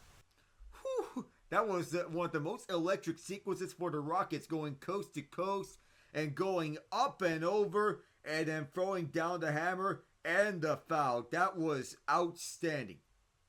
Talked about it a little bit in that second quarter against the Golden State Warriors, Alec, in the mention. I know it's a little bit later in this one as we sit at the 3:18 marker. Again, I'm a little bit ahead of Alec here, but in the sense of what I mean by that was he had that big run in the second quarter, which allowed the Rockets to do some damage. Missed a free throw, but they steal the ball. Green lays it in, and now the Rockets are up 38-32. There's the run. Second quarter runs like we saw against the Warriors. There is the excitement from Houston that can get the Clutch City going. Ain't nothing run. This one is cemented a little bit from Isaiah Hartenstein, who hooks and hits from 15. Rockets up by 4. It's 38-34. John here with you alongside Alec Nava as we're taking this one in from Las Vegas, Nevada at T-Mobile. This is Şengün. This one taps all the way around the rim and then put in by Thompson off the putback. He has been so good off the bench in this one so far. It's 40-34. Dare I argue that Thompson could be Houston's best player on the night. You get no argument from me, Mr. Nava. This is pushed toward the rim for SGA. All sorts of contact. I think SGA is going to go to the line to shoot too. He will. Yeah, Ime Thompson has been a force all over the court tonight. His ability to be a defender and a scorer and going all over the paint and even shooting threes is one thing to see for Houston. Alec, in just 13 minutes off the bench, he's already 5 of 9 with 6 rebounds and 11 points. That is outstanding work, and he has 1 assist to add to it too. It kind of makes me wonder when you get farther along in his career, as SGA does miss one of these, he makes the second, but as Ime Thompson gets farther in his career, you'd think he'd be an automatic starter, but you also might like to have that bench production. He could be a big 6-man. Again, the ceiling seems to be the limit for this guy. Big step back, Jalen Green. He gets blocked. Outstretched pass. It's a 2-on-1. Lob for Dort. Cason Wallace couldn't get his hands on it. But this is saved by SGA. That should have been an easy conversion. Hartenstein. Dort goes baseline. Hartenstein now. He misses it. Back tap. Dort saves it. Puts his head down. And he draws the foul on Şengün with a third effort. And you did mention about Ime Thompson, what the potential could be say it would be having thrust onto the starting lineup on this Rockets team when or if Fred VanVleet goes. That's how I would believe this was going to be. Yeah, Casey Wallace just sort of flubbed that alley-oop attempt. I mean, I get that you want to feed him for a highlight reel dunk, but you gotta firmly grasp it. Yes, you do. And I love the way that he said it. I'm trying not to fall over myself here. Another missed free throw. Because we've had a lot of those of late for OKC. I think they missed 4 of their last 5. They're still 9 of 13. The Rockets' edge in this quarter is 20 and 18. That's the way it was in the first. Again, the ESPN Doc's just a little bit ahead of me as well, as we get one more opportunity for Lugic. So he makes it, splits the pair, and Houston's lead is still 4, 40 to 36. Foul trouble, this could be a problem. Brooks has 3 and Şengün has 3. You don't want to pick up any more here until we start to get to the second half. Here is Thompson. One more, as this will be picked up now for Jabari Smith Jr. has checked in. Back to Amon. Down to 2. He shoots a floater and knocks it down. Amon Thompson's unconscious. You don't want to get into any more foul trouble because that's where the Thunder can capitalize. But Thompson, as you continue to mention, he's been a walking highlight reel for the Rockets tonight. This is fun to watch. And again, this is exactly why I want to see them play again on Tuesday. Foul, SGA, in between 2 players. He's going to go to the line after a hook and hit. Aaron Holiday was the one. But Amon Thompson, wow, as he slowed up and then shot on one leg from the free throw line. He's been walking along on water. Alec, again, I hate to say it too much. I know you don't get tired of it, but it's hard to believe that he's only 21 years old. Yeah, it's very hard to believe as such. 10 points for Shai Gilgeous now as he completes the and one. He's just 2 of 10. And yet, Oklahoma City's got to be thankful they're only down 3. Both teams struggle to shoot. Somehow this gets tipped out of the air. Now Jalen Green got to go. Shot clock 6. He falls down. Leaves it here for Holiday, lets it go. But there will be a foul on the floor. This one will get picked up by SGA. With 46 seconds left to go in the half. Yeah, the big thing for OKC staying in this game is the 6 of 7 on free throws for Shai Gilgeous-Alexander. 1 of 2, Isaiah Hartenstein. 2 of 2, AJ Mitchell.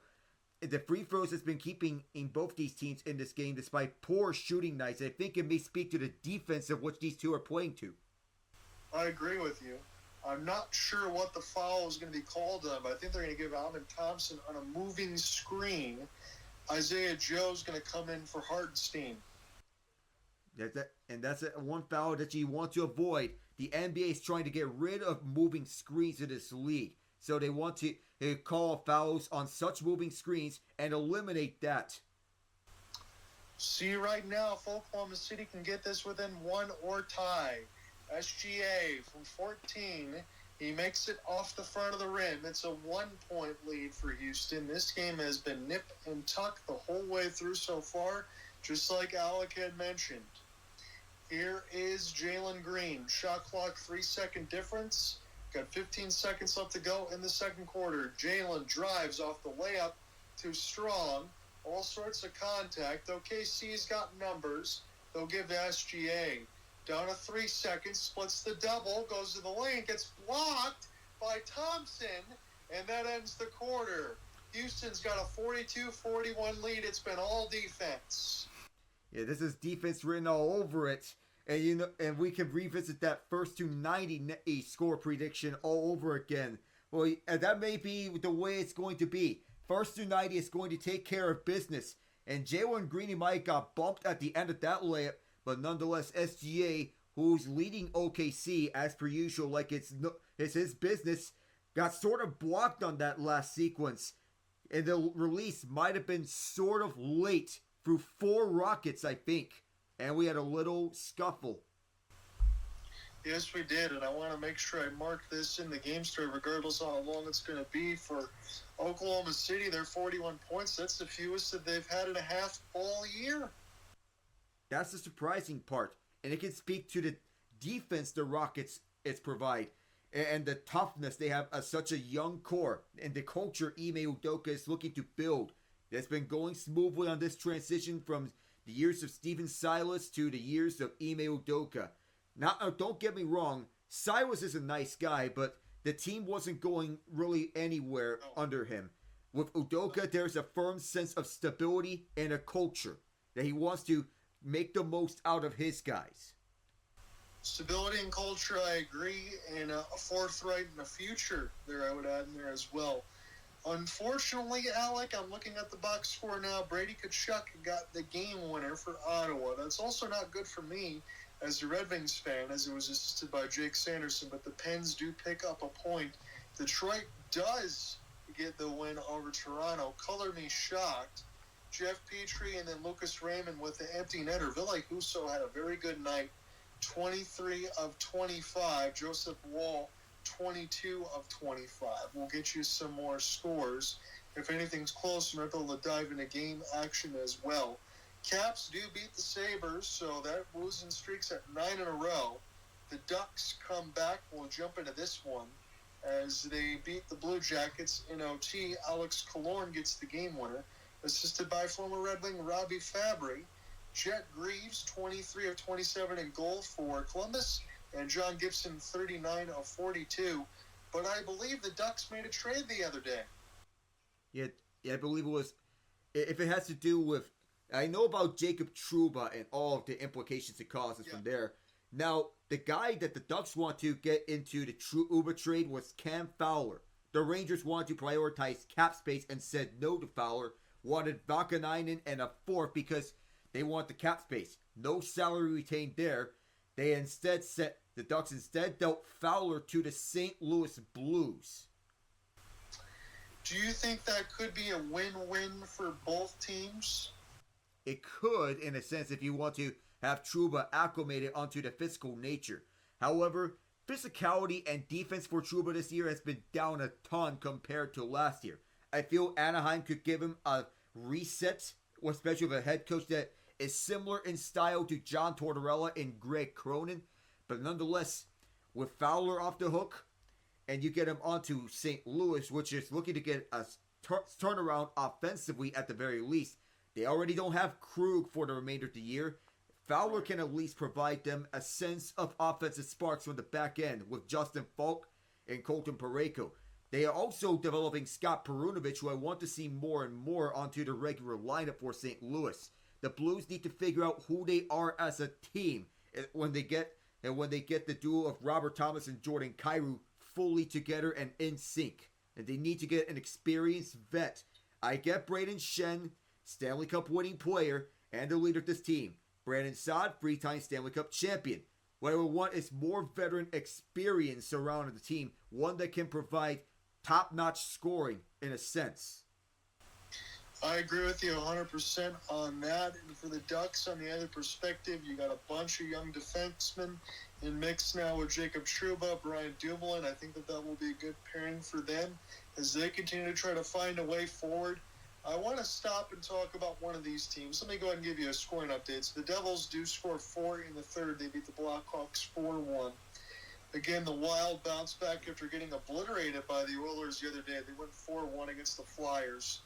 Again, I hate to do this to you, Alec, but I feel like I have to talk about this team again. The Kings rout the Rangers. They win 5-1. We're looking in this box a little bit before I get into the discussion. It is in the second period. Quentin Byfield, Kempe, Dano, Warren Fogle, and Turcotte in the first. Filipino, the only goal in the second for the Blue Shirts. Igor Shesterkin, he gets pulled. 16 of 21, and Jonathan Quick has to go 11 of 11 in relief. Don't look now. The Rangers are below the playoff line. Talking about this Rangers team is so frustrating to do because you expect this team to be up there with the likes of the contenders, yet everything has gone south for them. Everything that could go wrong has gone wrong for them. And it got so bad that Chris Drury sent a memo to the 31 other teams, specifically mentioning Jacob Trouba and Chris Kreider by name. Trouba's out the equation, and it may show the willingness of the Rangers to develop Braden Schneider and Victor Mancini. However, that was not the end of it. I think there are problems well beyond Trouba. He wasn't the only one. What in the world is going on with Mika Zibanejad? I feel that more and more this time in New York could be coming to a close. I get he was a top number one center in his peak years, but I think his peak years, I don't know if it's behind him or if he's in the midst of a slump, but this is a long slump for Mika. Something's got to give for him. I appreciate you talking with this about me because I mentioned that a little bit in the previous broadcast I did between Tampa and Calgary, and I was hoping I would get a chance to mention it because I went pretty deep in on the Rangers for what we're talking about, and I agree with you. In that span now, for the Rangers, they have lost 9 of the last 12 games. None of those have been in OT either, so they haven't been able to pick up any extra points. They barely got by the Sabres the other day. And again, they'll have the Dallas Stars on the docket. They have the Carolina Hurricanes. They have teams that they're probably not going to beat. As you mentioned, alongside with Zibanejad, in this stretch, Alec, he's been like a minus 13. Really, the only guy that I could say is having a great year is Will Cooley, because he had 4 goals and 4 assists during that stretch. And honestly, for Will Cooley, and it's ironic, he's due to get paid. Yeah, he's due to get a new contract. You speak of Cooley and his plus 10 goals, 12 assists, 22 years. I get to talk about the breadman and Adam Fox. Panarin, 15 goals, 36 points. Fox is just 1 goal, but he has 25 points, 24 of those being apples. And I get Fox being their top defender, Panarin being their playmaker. But Cooley has been arguably their most important player in the middle six. And that doesn't paint a good picture. Alexei Lafreniere may be taking the next step offensively. I need to say the same thing defensively for both him and Zibanejad. Zibanejad is good at setting up Kreider on breakaways, but neither of those two have been in anything special this year. Kreider, 10 goals, 11 points. Not looking good for him. I think the age could be starting to show, and time could be running out for the Rangers in this current core. Championship windows don't last long. No, they don't. And again, it is an aging team. We talked about that, how we talked about Nashville a little bit earlier. But I got to ask you this, and I know that you're always honest with me and you're not going to pull punches. You do those hockey templates normally, Alec, when you start before the beginning of the year. And you mentioned it to me before about Barclay Goodrow, how he had the San Jose Sharks on his no trade. Well, Chris Drury said, hey, if you're not going to accept the trade, I'm going to waive you. He gets waived and goes to San Jose.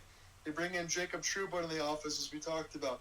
I got Anaheim on my no trade. I don't want to go there. Well, there's nothing in the CBA that says Chris Drury can't waive in order to accept the trade, but Trouba does accept the trade. He doesn't want to get waived. He goes to Anaheim. I'm going to ask you this in all honesty. Do you think other players in the NHL talk? Because I know technically Drury's not doing anything wrong with the waiving side of it, but that's not the way you should conduct business. And if I'm Peter Laviolette, I'd have a hard time motivating my players because they're probably looking to see if the GM has a bullseye on their back. Yeah, it feels like it's too much to gauge, even if you're Peter Laviolette. What more could you do for a team that just made the Eastern Conference Final and lost to the worst possible opponent that you could possibly face? Yeah, the thing is, though, if I'm the Rangers and if I wanted these players, now I'm starting to get really terrified knowing that one day you could possibly get waived if you're not willing to waive your no trade clause. Possibly that could have happened, and as a result, that could result in a lot of dead cap being accumulated from New York. That doesn't paint a good picture, not for the players on the Rangers, and not for the players who are considering to sign with the Rangers in the future. There are players who are monitoring this situation with their very eyes, and if they see this becoming a common theme in New York, I think the Rangers might not get so lucky in their next rebuild in bringing in players. I'm glad that you said it that way because that was the same consensus that I came with, Alec. I agree with you 1,000%. I think you look at that and you say, even in a team like New York, in a place like that, we just talked about Juan Soto not too long ago. New York's a hotbed for everything sports. You start running that kind of business around there, players will look at that and say, no, that's not for me. And you know what they're going to start doing, Alec, on their no-trade clause? They're going to write New York Rangers. Yeah, when they put the pen to the paper, whoever they sign with their new teams, and they're definitely going to write the Rangers as part of their no trade clause because they see that the front office situation is not really the most ideal of sense. But then again, the Vegas front office wasn't really the most ideal with how they handled Marc-Andre Fleury, Eric Haula, Max Pacioretty in the past. Yet the Golden Knights, they got a Stanley Cup out of that. The Rangers, yikes. Yeah, no, you're right about that. And at least I would say for the Golden Knights, their goodwill, and this is just me, was being able to give Jack Eichel that surgery that he needed to be able to become the player that he wanted to be. Yeah, Jack Eichel is now the player that he is now. Not just an offense-only player, but now a two-way force. Now more than just an offensive force, a defensive dynamo who can kill off penalties. Yeah, who would have saw that coming at the time? Again, we have a few other ones to talk about. I'm glad we're able to get the discussion. The Jets win 4-2 over the Canadiens. They're trying to get back to their winning ways. They're still 22-9-1, so no worries for them as they continue to move across. Again, in the late games, we'll have the Panthers and Flames, the Bruins and Canucks, Utah and the Sharks, and the Lightning and the Kraken. The Kraken have been playing pretty well of late, but the Lightning are coming off of a monster win over the Flames. Nikita Kucherov had 6 points. And this was also with a highlight reel goal of Nazem Kadri hurdling one of the boats. Yet it was Nikita Kucherov who stole the show, and Jake Gensel with the Jake Shakes and a hat trick at Calgary. 8 goals worth of such. The Oilers and Penguins on the same night, they all outscored the San Francisco 49ers. My goodness, it's not often you can say that, but that's absolutely true. It's not ideal for San Francisco, but this is insane when you have free scoring nights from free NHL teams to put up at least 7 goals in a game. And the Oilers against the Wild and the Penguins up against Les Canadiens. And also this game with the Kucherov game, against the game, however you want to put it. Let me ask you a couple more things here while we're still in the half. I was looking at some of the snubs in for Four Nations, and why isn't Logan Thompson on Team Canada? Yeah, that one seems to be a little murky in my regards. I felt like he would have been a solid third goaltender right behind Aiden Hill and Jordan Binnington. Whoever gets to start between Binnington and Hill. I guess the hotter hand between the two of them would work, but Thompson has been a pleasant surprise for Washington this year. Yeah, he's been absolutely ridiculous. And then the only other one for me, and I could understand if you want to argue against it or not. What's going on, Ian? The only other one for me, Alec, that I wanted to mention, because I know you got, Swayman, Ottinger, and Hellebuck, and that's going to be hard to try to take away from either one of them.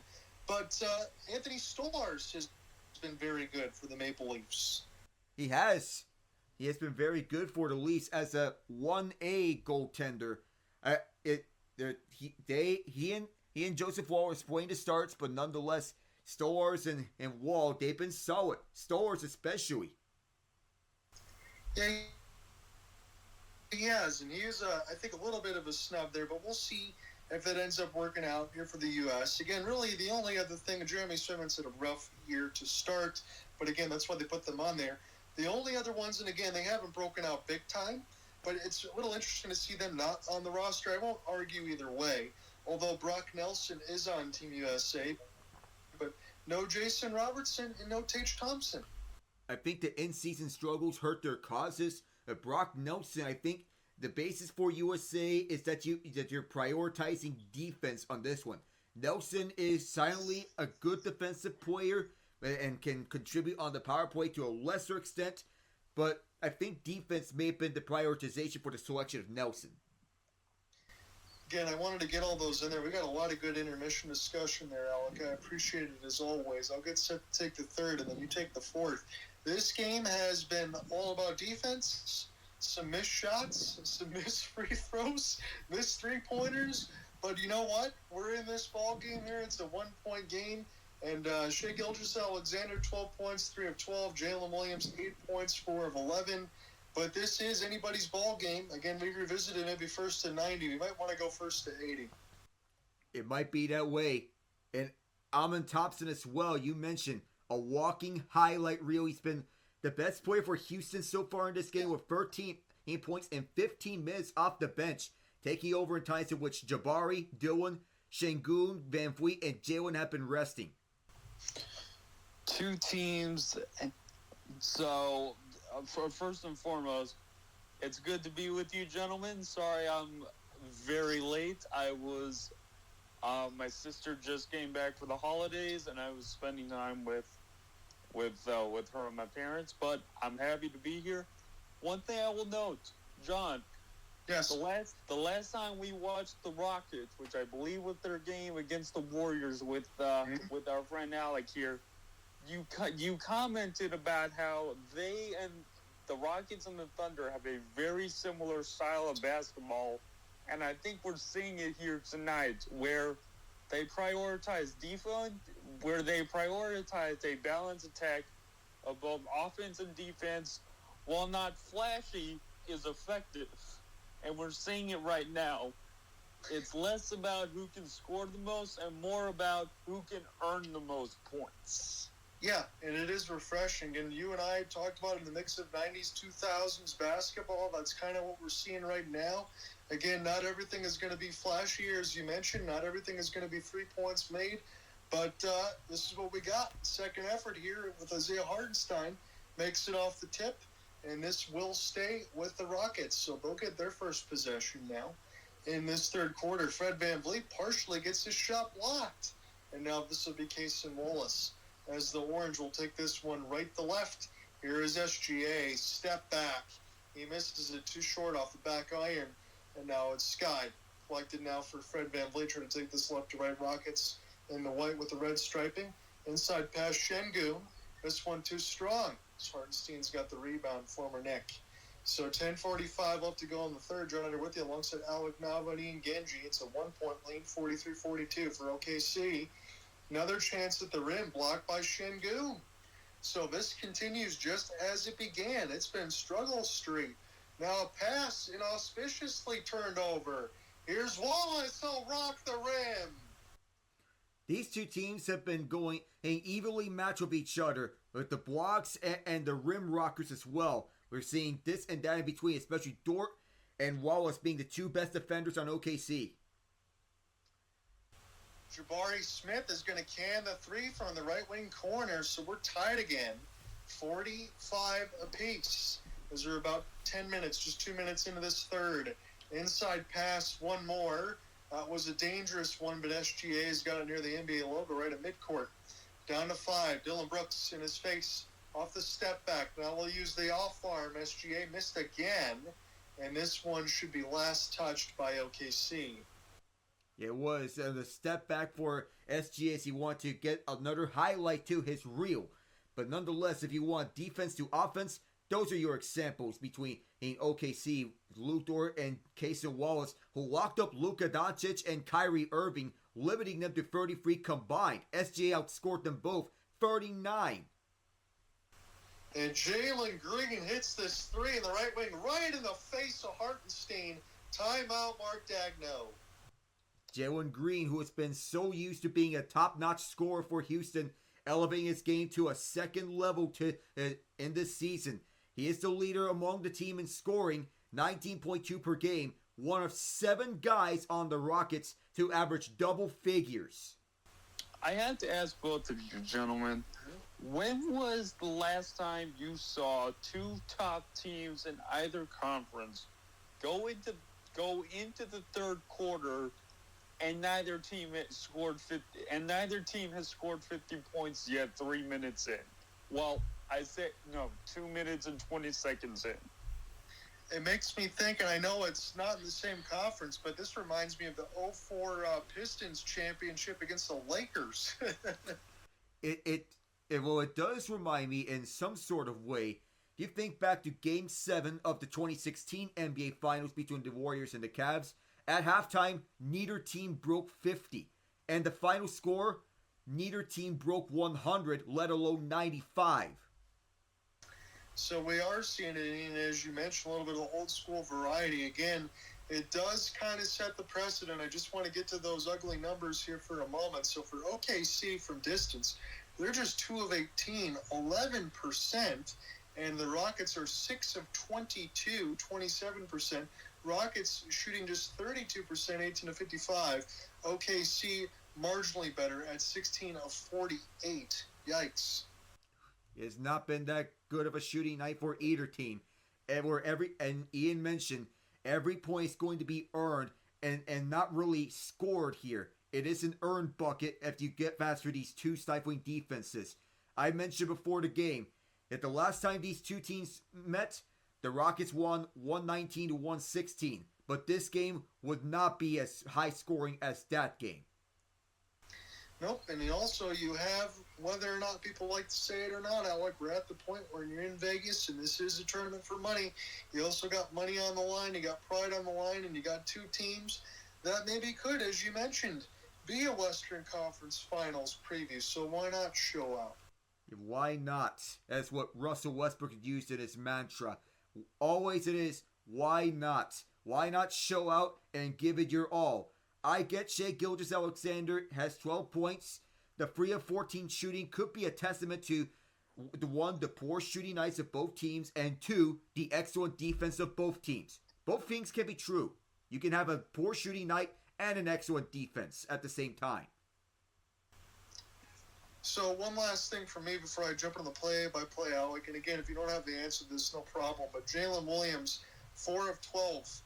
So he's the second highest shooting aspect alongside Shai Gilgeous-Alexander. They combined for 26.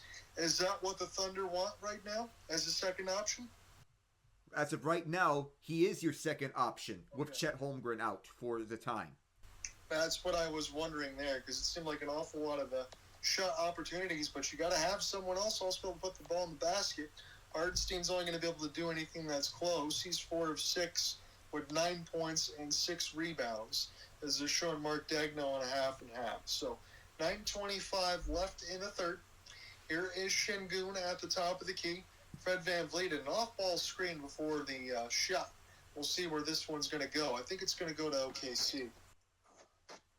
Yeah, previously they showed offensive foul against Hartenstein on a turnover. I think it was an illegal screen, but also you don't want to set that. It's hard to believe, and again, I didn't even know this. It's already the 5th season for Mark Daigneault. It seems like time flies as this is an opportunity inside. Hartenstein, now Dort, he'll step back. This is a very tough 14-footer, and that'll be rebounded by Alpi. Get this one across now for Jalen Green. Gets across the timeline. Trying to get around Cason Wallace. Now near the right elbow, it's Şengün. Off the back down to Jalen Williams. Try to get post position. This will stay with the Rockets. I know of one thing of note is that Isaiah Hartenstein started his career with the Rockets. He was buried deep in the bench. Those were the James Harden Rockets, by the way. He was behind Quint Capella and Nene at center. Yeah, at that time, you wouldn't be able to have a lot of time to get playing time. You're right. Dillon Brooks, big 3. He was open in the right wing corner. 51-45. Shooting opportunities have to be earned. You have to find a smallest of spacing if you were to get open. Lugents get the extra pass now from Hardenstein. It's SGA, right wing. He gets cut off. Lugents open, top of the key. Late arriving Brooks. And Lugents counters. 51-48. Canadian connections. You got Shai Gilgeous-Alexander from Toronto. Lou Dort from Montreal. Jalen Williams with the theft, and he gets the dunk and red carpet. 51-50. I was going to say, Lujan's Dort, more known for his defense, but can once in a while hit it from the top of the key. Kind of like Cash Nancy. This is a miss off the back. That's a good call by you there, Ian. As this is picked up now, SGA will slow it down. Step back on Dillon Brooks. He wants it. He's going to get it. OKC with the lead now. He's on a heater. This is what you want if you're the Thunder. Get SGA to be his normal self, his unguardable self. Wow, Şengün is only 1 for 9 with 2 points. It's hard to believe as Dillon Brooks misses the 3 in the corner. He was set up by Şengün. think a foul's going to be called as SGA was trying to get it going in transition. So Oklahoma City's just taken a 53-51 lead with 7:47 on the clock. Again, a little bit ahead there as far as the ESPN Bucks. Going to start to get some substitutions soon. Yeah.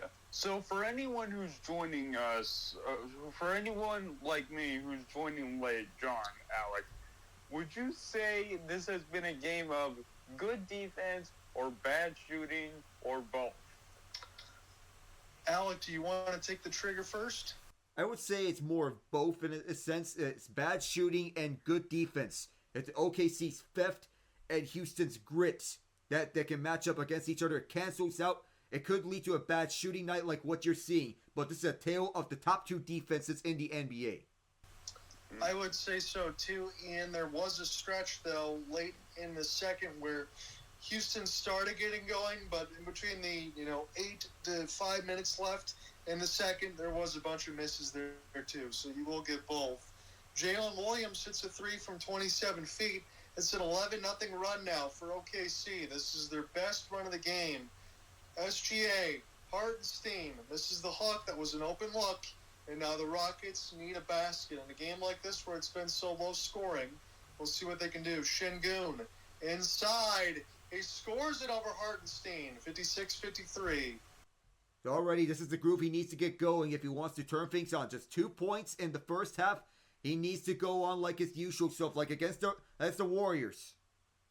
Jalen Williams, step back, not even close. Fred VanVleet, chance to tie, or at least only go down by one if they make this three. See if they can tie it. Fred VanVleet, Şengün, extra pass, Jabari's wide open. He hits it left wing corner. We're tied again at 56. Once again, you create the spacing opportunities, and you get those to your favor. If you hit a green light, that means go. Jalen Williams now, SGA at the NBA logo. Step back, works his way, leaning from 16. He rattles it in. SGA starting to find his pilot light. Starting to heat up here. It's 58-56. 5:40 thereabouts left to go in the third. John Under with you alongside Alec Nabadi and Genge, taking this one on NBC from Vegas. As this one is flipped. Now for Jabari.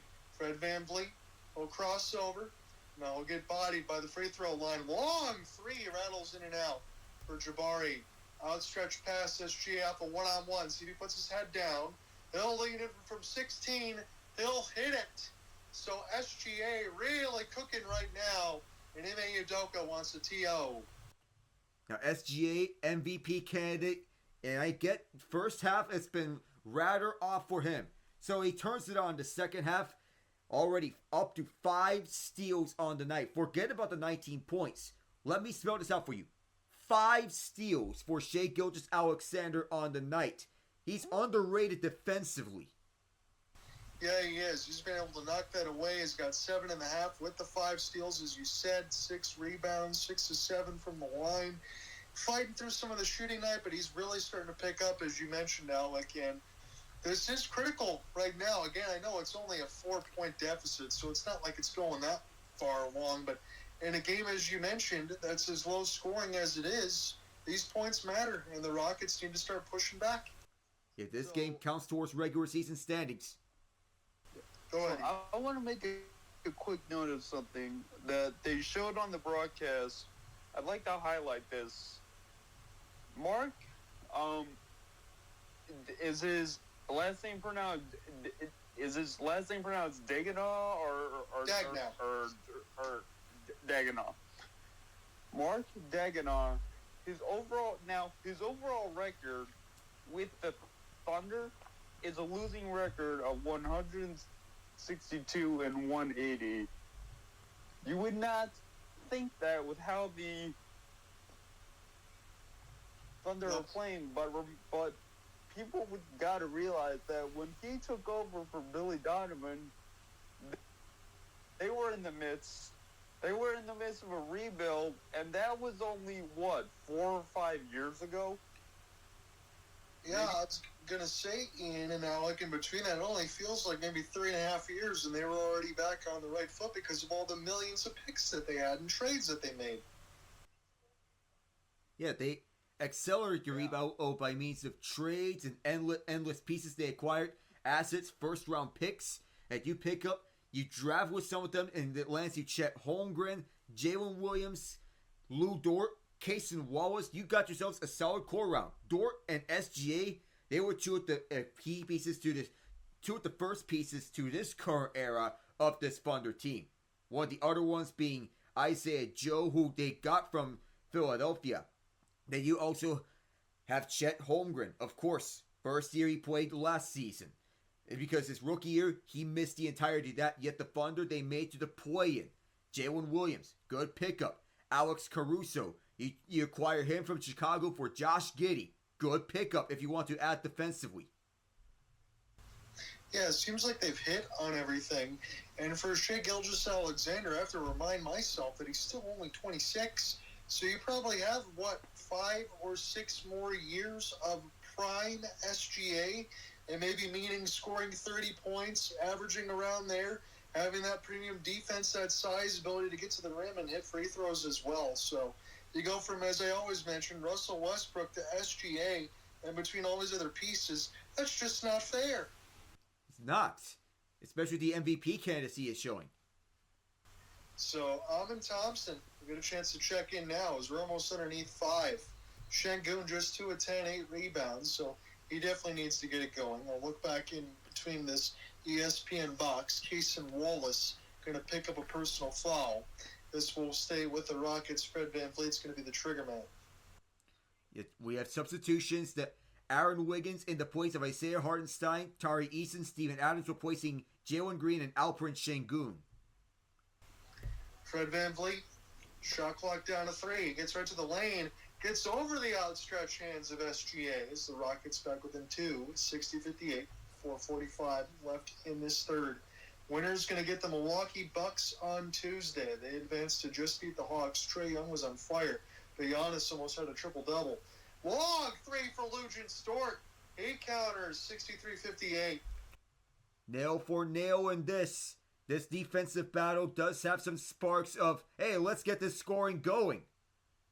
Yeah, and speaking of that, Oklahoma City was really struggling from 3. Another 4-4. Tari Eason, couple extra chances. SGA's going to pick up the foul.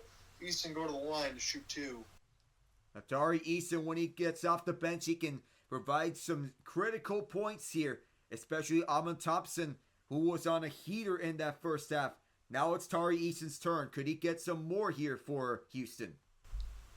I know Ian mentioned this, Alec, but Luguentz Dort is the very definition of an NBA 3-and-D player, isn't he? Yeah, he is. He can play the 2 and the 3. So we'll see if Tari Eason can make both of these. Again, both of these teams have missed a lot of free throws in this one. And speaking of some of the missed shots, but the three-point shots really picked up in this quarter. Oklahoma City's 4 of 4. This one, volleyball tap, Cason Wallace will get a hold of it. OKC's lead is 4. SGA, they'll split between everybody. Lead for Dort, and a foul is going to be called against Fred. Not what VanVleet wants to have, especially with Houston having foul trouble from Şengün and Aaron Holiday. But nonetheless, well, Aaron Holiday, I meant to say Dillon Brooks, who has 4. 3 each for SGA and Cason Wallace.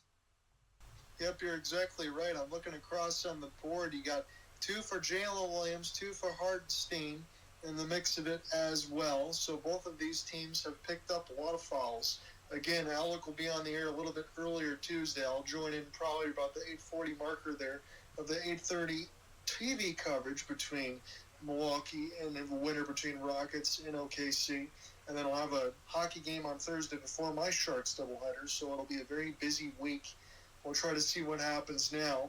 And between this next free throw opportunity, as Luguentz made the first, he makes the second. It's 65-59. I believe that is the biggest lead for OKC in this game so far. It's been a defensive battle for the most part. Bounce pass, Dillon Brooks wide open for the right wing corner. He knocks it down, 65-62. Yeah, remember, you don't want to give up wide open threes if you're OKC or Houston. But this time, you want to keep the pressure going. Keep it going. Keep the momentum going. Isaiah Joe, one more feed. This goes across the baseline. Here's a pass. SGA just saves it. That would have been a backcourt violation, but it's stolen. Thompson, Euro lays it in over SGA. Well, an errant move by SGA on a near backcourt violation, and Houston takes full advantage for the walking highlight reel tonight. And Ime Udoka, he was right next to the sideline out of bounds. No interference there, but he thought his Rockets and Tari Eason had knocked it away. This will stay with OKC, however, as we look at that save attempt. Amen Thompson able to lay that one over SGA. Didn't want to pick up another foul. He smartly just got out of the way. SGA now. We'll take this in the right corner for Lugents. Oh my goodness! He made the three over the outstretched hand of Dylan Brooks. It's 68-64.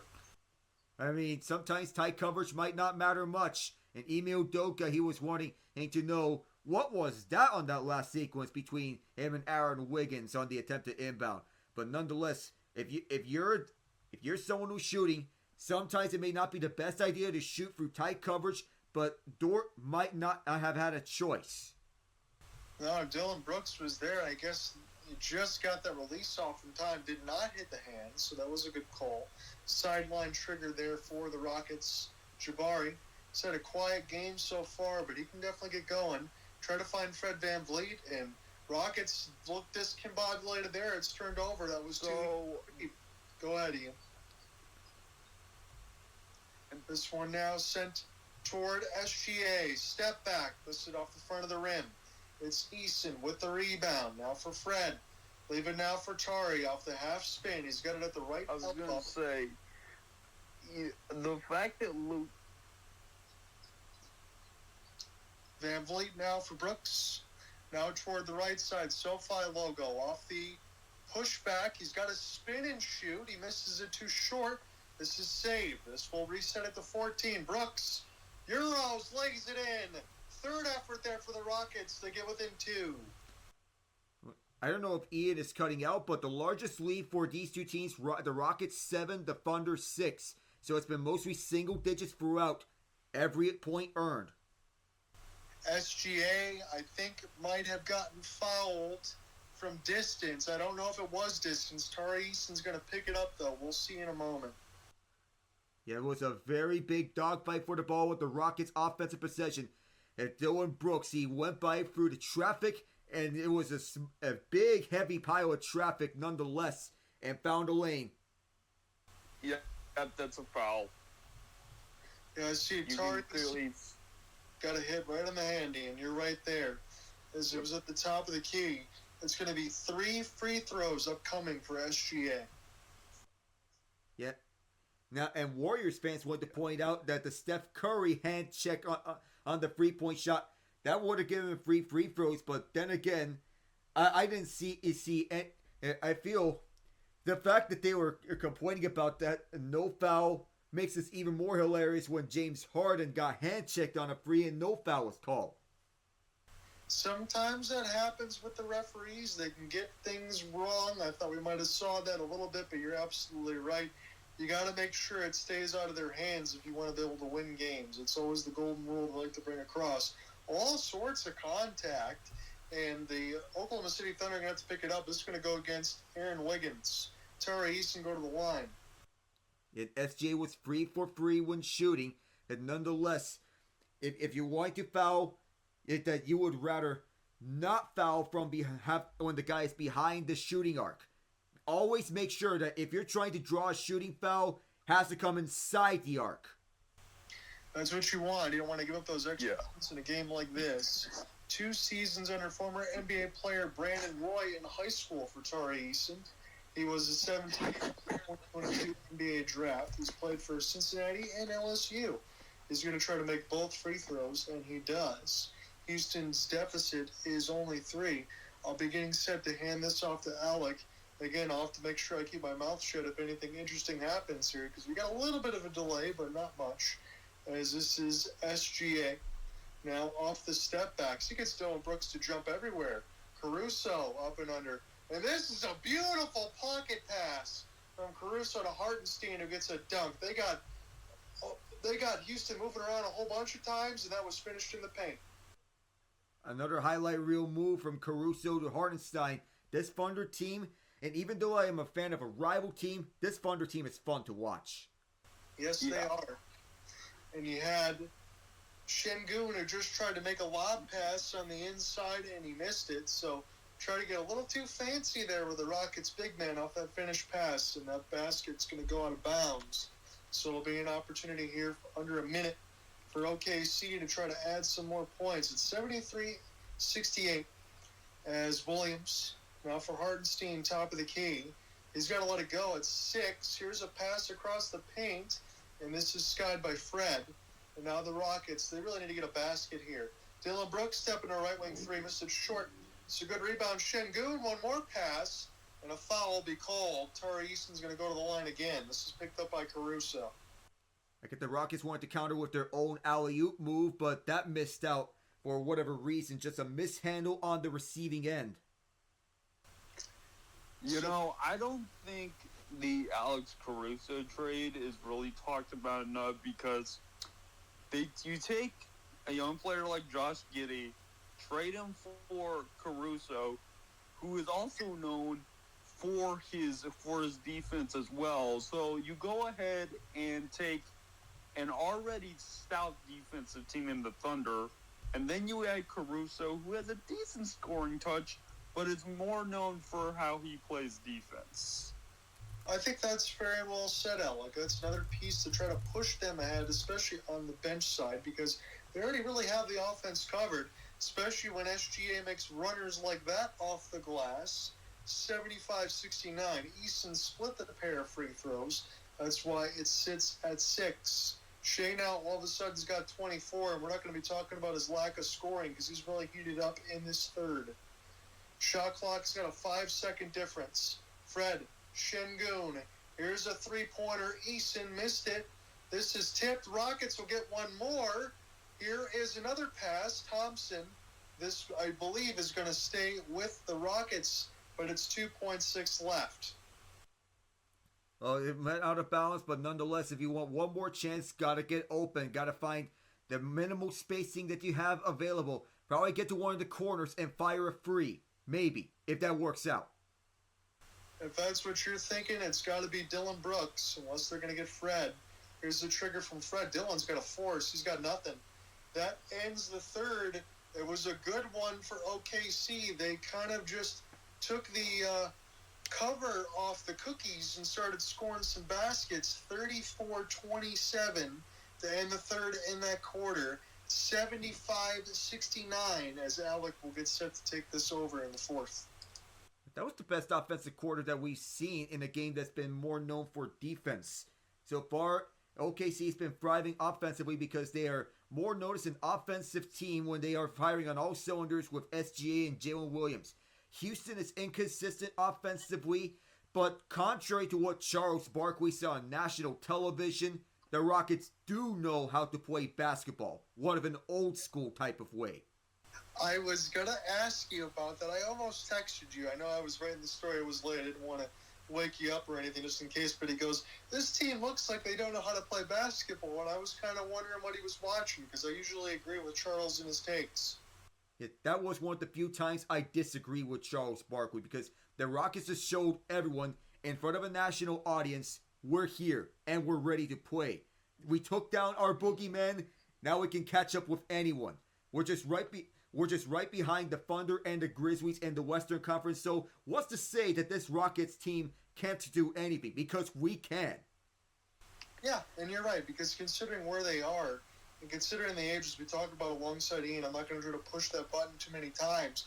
But for them to only really be behind the Grizzlies and the Thunder from where they are right now, you got to remember, we're still, 4 or 5 years away from most of these players' primes? So, yeah, the sky should be the limit. It should. Yeah. And, the whole thing about I can't believe Charles Barkley said that. Look, Chuck, if anything, you should recognize the style of basketball they play because it's the style that you were playing in the 90s. Defense first, scoring is earned, scoring is earned, but it's more defense oriented and team oriented than anything. And look, I get it. The game has changed so much, in so many ways since he retired. But I would have thought that a guy like Charles Barkley would praise how the Rockets play basketball because it's the style he played. I know I've said that twice, but no, you're right. And then that's the other thing I also talk about with Alec, in the sense of how many coaches, because I know Ime Udoka's already got a lot of credit alongside the Celtics, and he should, but he gets even more credit from me because how many coaches could take this many young players and get them to play this well already on that side of the end, because most young players only want to be infatuated with offense. And now you got a bunch of young players who are not on this Rockets team, not only infatuated with offense, but now infatuated with defense. It does speak to the impact Udoka has coaching-wise. Hard-nosed defense, and you can have touches of offense here and also not only in between, and not only just here and in between, but also all over the place when you get on the hot nights. Of course, you have Fred VanVleet and his mentorship, championship experience from Toronto, Dylan Brooks and his grit. VanVleet is someone that you want mentoring point guards right around like Amen Thompson, who could be a starter when VanVleet decides not to return to Houston. Reed Shepherd could get an increased role down the line. Cam Whitmore could see more minutes in the future if Dylan Brooks doesn't stay here. This young core is still learning and developing, and we're just years away from seeing them be at their true top of the game. Yeah, and now, like as you mentioned, gets set to go here for the fourth. This is a team that is not under salary cap hell either, so there's tons of flexibility to go a multitude of ways as these players grow. Jabari Smith missed the opening free at this fourth quarter. The Rockets had the first possession. Now the Thunder. Alec Nava, John Aye, and Genge here for the fourth quarter. AJ Mitchell all the way back out to the logo, where's Jalen Williams going one-on-one. Plus the cross, the sauce, the foul is drawn. So Jalen Williams now going to go to chance try to make both of these. Free throw shooting in this game has been hit and miss, and these makes are very important right now in a game like this. As Houston going to try to get back into this one as this lead will stretch to 8. Yeah, Ime Udoka, I had to mention, he doesn't have a challenge left. He used that one on a failed one as Jalen Williams makes the first one. Şengün is now at 4 fouls already. He had 3 in the first half.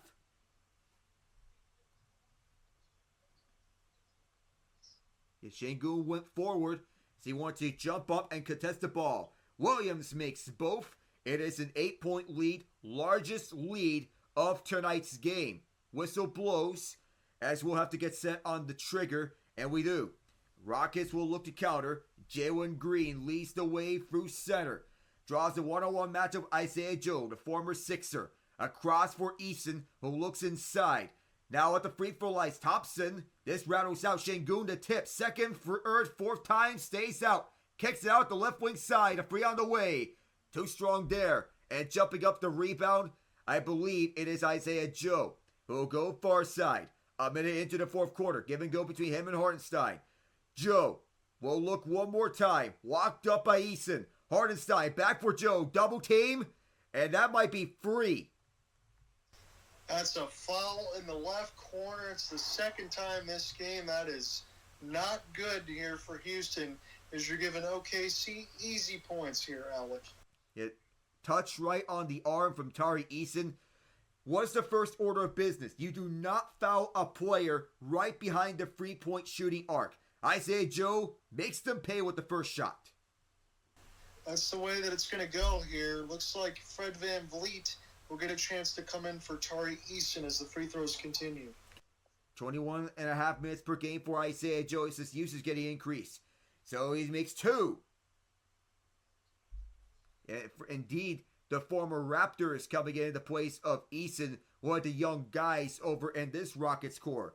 Winner gets the Bucks in the NBA Cup Final, the champs for 2021. And the hat trick for Isaiah Joe at the free throw line. 80-69 is the Thunder lead. The Rockets have missed their last 7 shots. Van Vliet sets up Thompson, finds Şengün. Şengün will take this himself. Give and go for Jabari Smith. He will go to the line.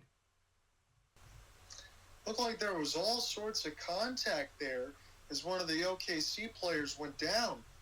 Yeah, heavy contact. A.J. Mitchell may have hit the floor when contesting Jabari Smith's shots.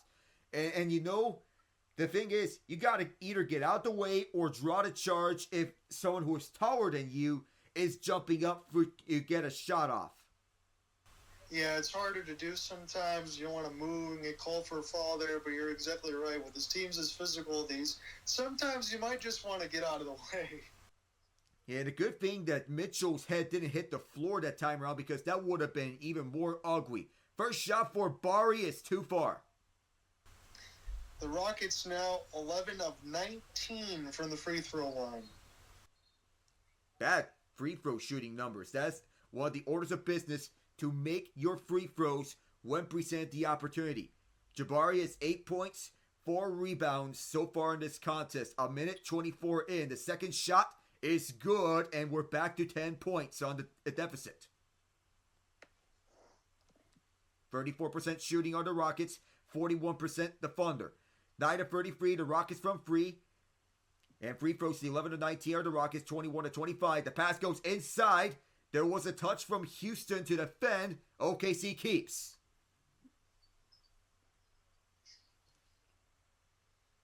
They're trying to figure out who will be the trigger man to inbound this ball. And it appears it will be Jalen Williams. Gets it inside for Hartenstein. Gives it right back to Jalen. Triple team. Ball knocked loose. It was Van Vliet with the pickpocket. Going across the half-court line. One-on-one with Jalen Williams. At the right hash, Van Vliet will look.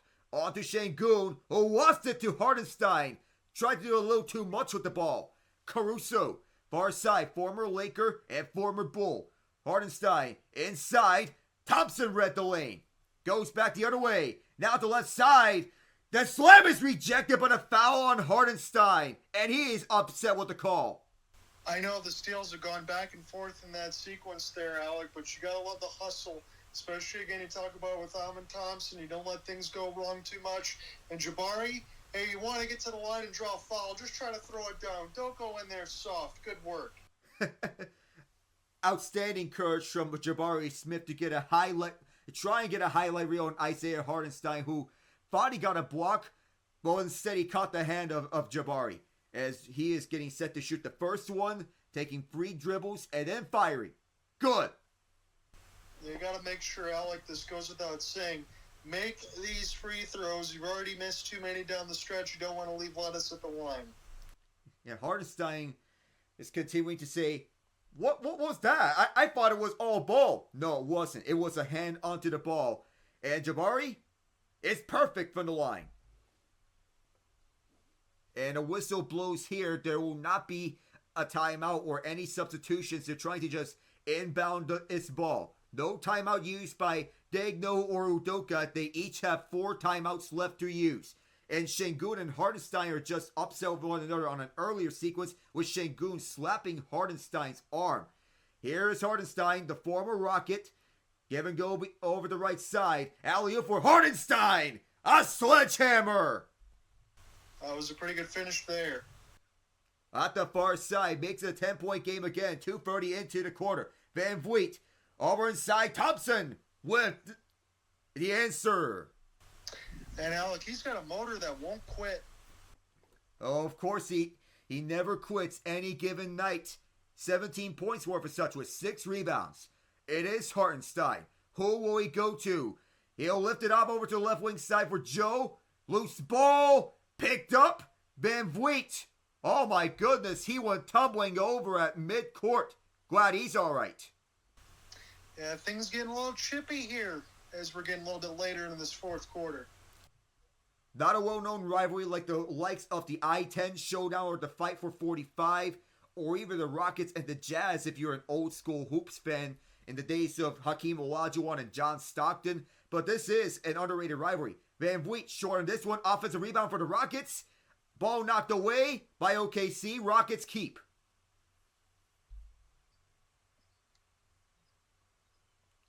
and the Thunder get set to defend. If Alex Caruso out there onto the court, he is watching the trigger man, Fred VanVleet. Who's going to get open? It's going to be Jalen Green. Green's going to look with Casey Wallace on him. Şengün waits and delays. Takes it himself on Hartenstein. Şengün hooks one through. 6-point game. That's a good power move there from Alpi. I love it. LP is sort of like a Jokic light, as it's a good comparison. The comparisons are there. OKC, how would they answer? Inside Hartenstein, give back. Isaiah Joe from mid-range, got it! Little Michael Jordan mid-range. Little floater there from 16. 16 feet out, and already Joe has 5 points, or the former Sixer was buried deep on the Sixers bench. Jalen Green going one-on-one with Casey Wallace. The give for Şengün, he'll try one from free. Oh yeah! He's feeling it! Yeah, it's what happens when you get a basket on inside of a power move. Why not take a wide open three? From the right wing side, the Thunder can't answer. Caruso tried to put one through. Now the Rockets can pull for one score. VanVleet's open, right wing side. Short. Thunder get the rebound. 84-79. OKC leads. More than 4 minutes in. Caruso gives back for Jalen Williams. Watch one-on-one on the left wing side. VanVleet is 5 points. We'll step back. Jalen Williams. Give tic-tac-toe around for Joe. Joe's been awesome. He'll kick it out over the left corner for Caruso. Too far. VanVleet reaches out and hustles for this rebound. For the left side, Amen Thompson. Oh, he ran into one of the Thunder guys. He was charging like an angry bull. I believe that was Isaiah Joe that took the charge. Yep, you nailed it there, Ian. Isaiah Joe stepped in the lane, and why not? I think it's a smart read by him. Because Amen Thompson's first thought, let's get to a bowl in the China shop and get to the rim. Isaiah Joe knew that, drew the charge, and the Thunder take a TO. Mark Daigneault wanted to discuss it because the Rockets are going on a hot run. So timeout number 4 for Daigneault. Udoka has 4 timeouts left in the case the Thunder go on a hot run to try to escape with this potential victory. But nonetheless, as we look around the NHL, it is overtime and Dallas between the Stars and the Blues knotted up at 1 apiece. The only scoring, Jordan Kyrou in the first, Jason Robertson the second. No scoring since. Interesting. It's interesting that that's such a low-scoring game. Yeah, well, it's maybe on the Stars side, but on the Blues side, it's up, and the Stars just scored. Matt Duchene with the overtime winner. Darn, that sucks there, Ian, because Jordan Binnington was at a 36 of 38 night. My goodness. Showcasing himself for the Four Nations face-off.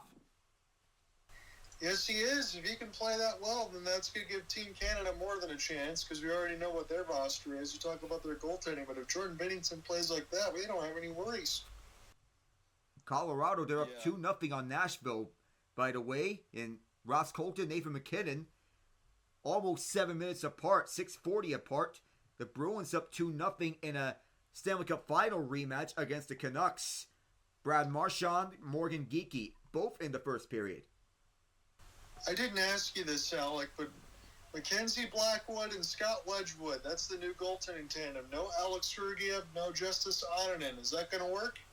Oh, if you're trying to revamp a goaltending tandem and turn things around because of how bad Georgiev has been in Colorado, I think Blackwood could be your go-to guy if you want to have this going. Wedgwood as a backup, that could be solid for Colorado.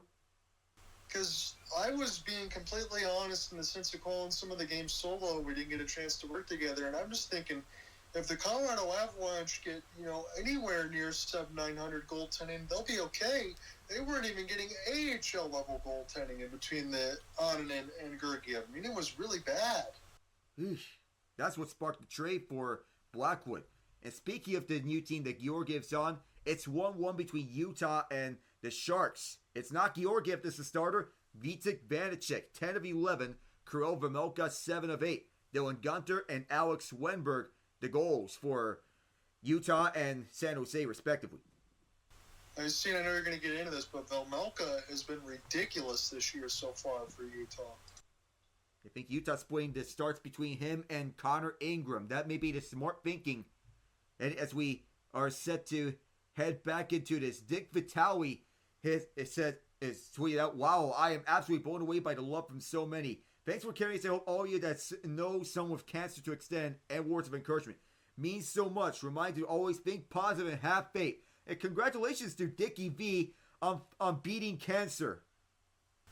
Really, the second time for the former Pistons man. He's been around for a while. That's not so easy to do. And I guess Dylan Brooks did it again. And Shai Gilgeous-Alexander going to go to the line for 3. That's the third time this has happened for the Rockets, where a foul beyond the arc is going to lead to free throws. That right there is the cardinal sin of fouling players. Yeah, we talk about it, Alec. Again, I already said this earlier in the fourth, but this could be the reason why the Rockets don't win this game. There's just too many easy chances here for OKC. Got to stop with the fouls, and they got to run their offense here. They got about 7 minutes to do it. 15th straight game with at least 25 points, which is tied for the longest streak in franchise history. He hits his first 2. Now, SGA, it's a chance for making all 3 of them. And Luguentz Dort taking the place of Isaiah Hartenstein. So you want to get smaller in size, but get quicker in speed and defense. So even though you don't have that size advantage, you want to play fast. And all 3 for SGA, start raining the hats. Brooks. As we are 5 minutes deep into the final frame, SGA's already at 27 points, 7 of 19 shooting, 12-13 from the stripe. Van Vliet cuts around Green, extra pass. Here's Brooks with the right wing side. Overshot it. Jumping rebound, it'll be Dort. Moving through, or actually SGA will give to Dort. Dort moves through. Dort rejected at the rim. Knocked out of bounds by Jabari Smith Jr. Alec, that was absolutely nasty being able to get across laterally and block that shot. My goodness. Oh, that was vicious as Jabari Smith took away a dunk from Luguentz Dort. All the way up and just knocked that one away. He says, "Get that out of here." Now it's SGA, one-on-one. Step back free of the left corner. Oh, you bet. His man is on a tear. You got to be kidding me. There was no space for that on the left wing corner. I mean, absolutely no space that we can put him onto one of the tiers of unguardable. That's for select tier. Amen Thompson wants it. SGA has it. Going back coast to coast. Where will he go? Does he pass or does he take himself? He'll drive. Now give the right side. Wallace will move around. Williams going 1-on-1 from the free throw line. Knocks it down. Ime wants a word. OKC leads 92-79. I'm going to say this, gentlemen, and I hope that you don't laugh, because I did watch some Michael Jordan highlights before I went to bed. So what did we say Shai Gilgeous-Alexander had at the first half? Maybe 4 points or 6 points. He's already up to 30. I know a lot of them are at the free throw line in 12 of 13, but he's spreading for a 40-point game. Oh, he is getting at that tier. And we did mention about Jordan highlights. I don't mean to make the joke of Canadian Michael Jordan. Well, I mean, I wouldn't even argue that on this side for SGA, because again, we talk about him being a top 5 player. You mentioned the 5 steals. He got 7 rebounds, 4 assists to go through it. He would have more assists if this was an open enough game to be able to make some shots. But all of a sudden now, he's just, following from behind the line, get some easy points there, but he's starting to take it over. It is his time, and if I'm you, Ian, I will be very pleased with what the Thunder are getting from SGA. Oh, I mean, it's invaluable. I gotta admit, when they traded George and Westbrook, I was thinking, okay, you know what? This is what every team has to do eventually. They had to, sure, they had to start over. They gotta make moves. There's gonna be some growing pains. Little did I know that the Thunder would be receiving not only one of the most talented young players in the league, but a standout leader, an elite scorer, and an underrated defensive player who plays at an MVP caliber level, and he should get an MVP in his career at some point. Good Lord knows he deserves one. Not only that, yes, there were a few tough years. They drafted well. They got Chet Holmgren, and they're back like that. Yeah, that's the ridiculous part to me. Again, it's like, what, 2.5, 3 years, and then they're already back. Again, you hit every single checkmark box for SGA. I can't argue any of those. I think he's a flat-out superstar, and I love the humbleness, the mentality, and the way that he leads because, again, I don't mind if certain players are cocky if they can back it up because if SGA wanted to be, nobody would argue that. But, I mean, he's just an unquestioned young leader for this team, and however he goes, they go. And then once they get, as you mentioned, Chet Holmgren back, I could see this team winning a championship this year. You know, there's a term in baseball that I think would describe SGA perfectly. He is the basketball version of a 5-tool player. Yeah. Yeah, that's realistic there. 5-tool player who can score from any of the key areas, like from the paint, from mid-range, from free. He's got a wide variety of a bag here. As we get back underway, Houston used the timeout here. They're down by 13. Largest lead of the night for OKC. Jalen Green kicks out. Left corner free on the way. Was blocked. Rockets get it back. And now a mid-range shot goes and one for Jabari Smith. Yeah, Jabari Smith, that's a huge basket. Again, remember, Alec, when I mentioned the first to 90 was going to win, and then the Houston Rockets went on that 7-0 run. Hopefully some reverse magic for you, my friend. They need it. Yeah, it was a block from SGA on Jabari's. He's three-pointer. He gets his own rebound and then puts in the mid-range shot. Can he convert the and one? He does. It's a 10-point game with 5:44. Jeff Green watches onwards from the benches. Was an NBA champion with the Nuggets just 2 years ago. Provides valuable veteran leadership. The drive to Hardenstein. The layup. Yes, sir. Hardenstein delivers. Back up to 12 points is Jalen Green. Why do you shake and bake? Nothing silver until the clock reaches triple digits. Triple zeros. Dylan Brooks is wide open right corner. Rattles out. SGA on the rebound. Watched by Dylan Brooks at the left side. He'll drive. Go inside. Now steps out the arc. Brooks is on his face. Gets a screen. SGA for the right side. Kicked out the left side for Jalen Williams. That rattles out and in! How many bounces did it take? Yeah, that almost seems like cruel and unusual punishment there if you're a Rockets fan. That was bouncing everywhere. Oh, how many more blows can a team take until they wave the white flag? It's a 15-point lead. Şengün makes it 13 with 4:35 to go. It's 97-84 OKC. That's a sweet little turnaround jumper there for Şengün. 11 points, 11 boards with 4:23 to go in the fourth quarter. Now where will OKC go? Down for the middle. And one of the guys got tripped. This will be a foul. Well, I know I can say this, Alec, and you mentioned it, it's not over until the clock ends. But if we do get the matchup in between Giannis and SGA, you and I won't be sad about that either. I just hope that we can see both of those guys maybe go for a 40-piece.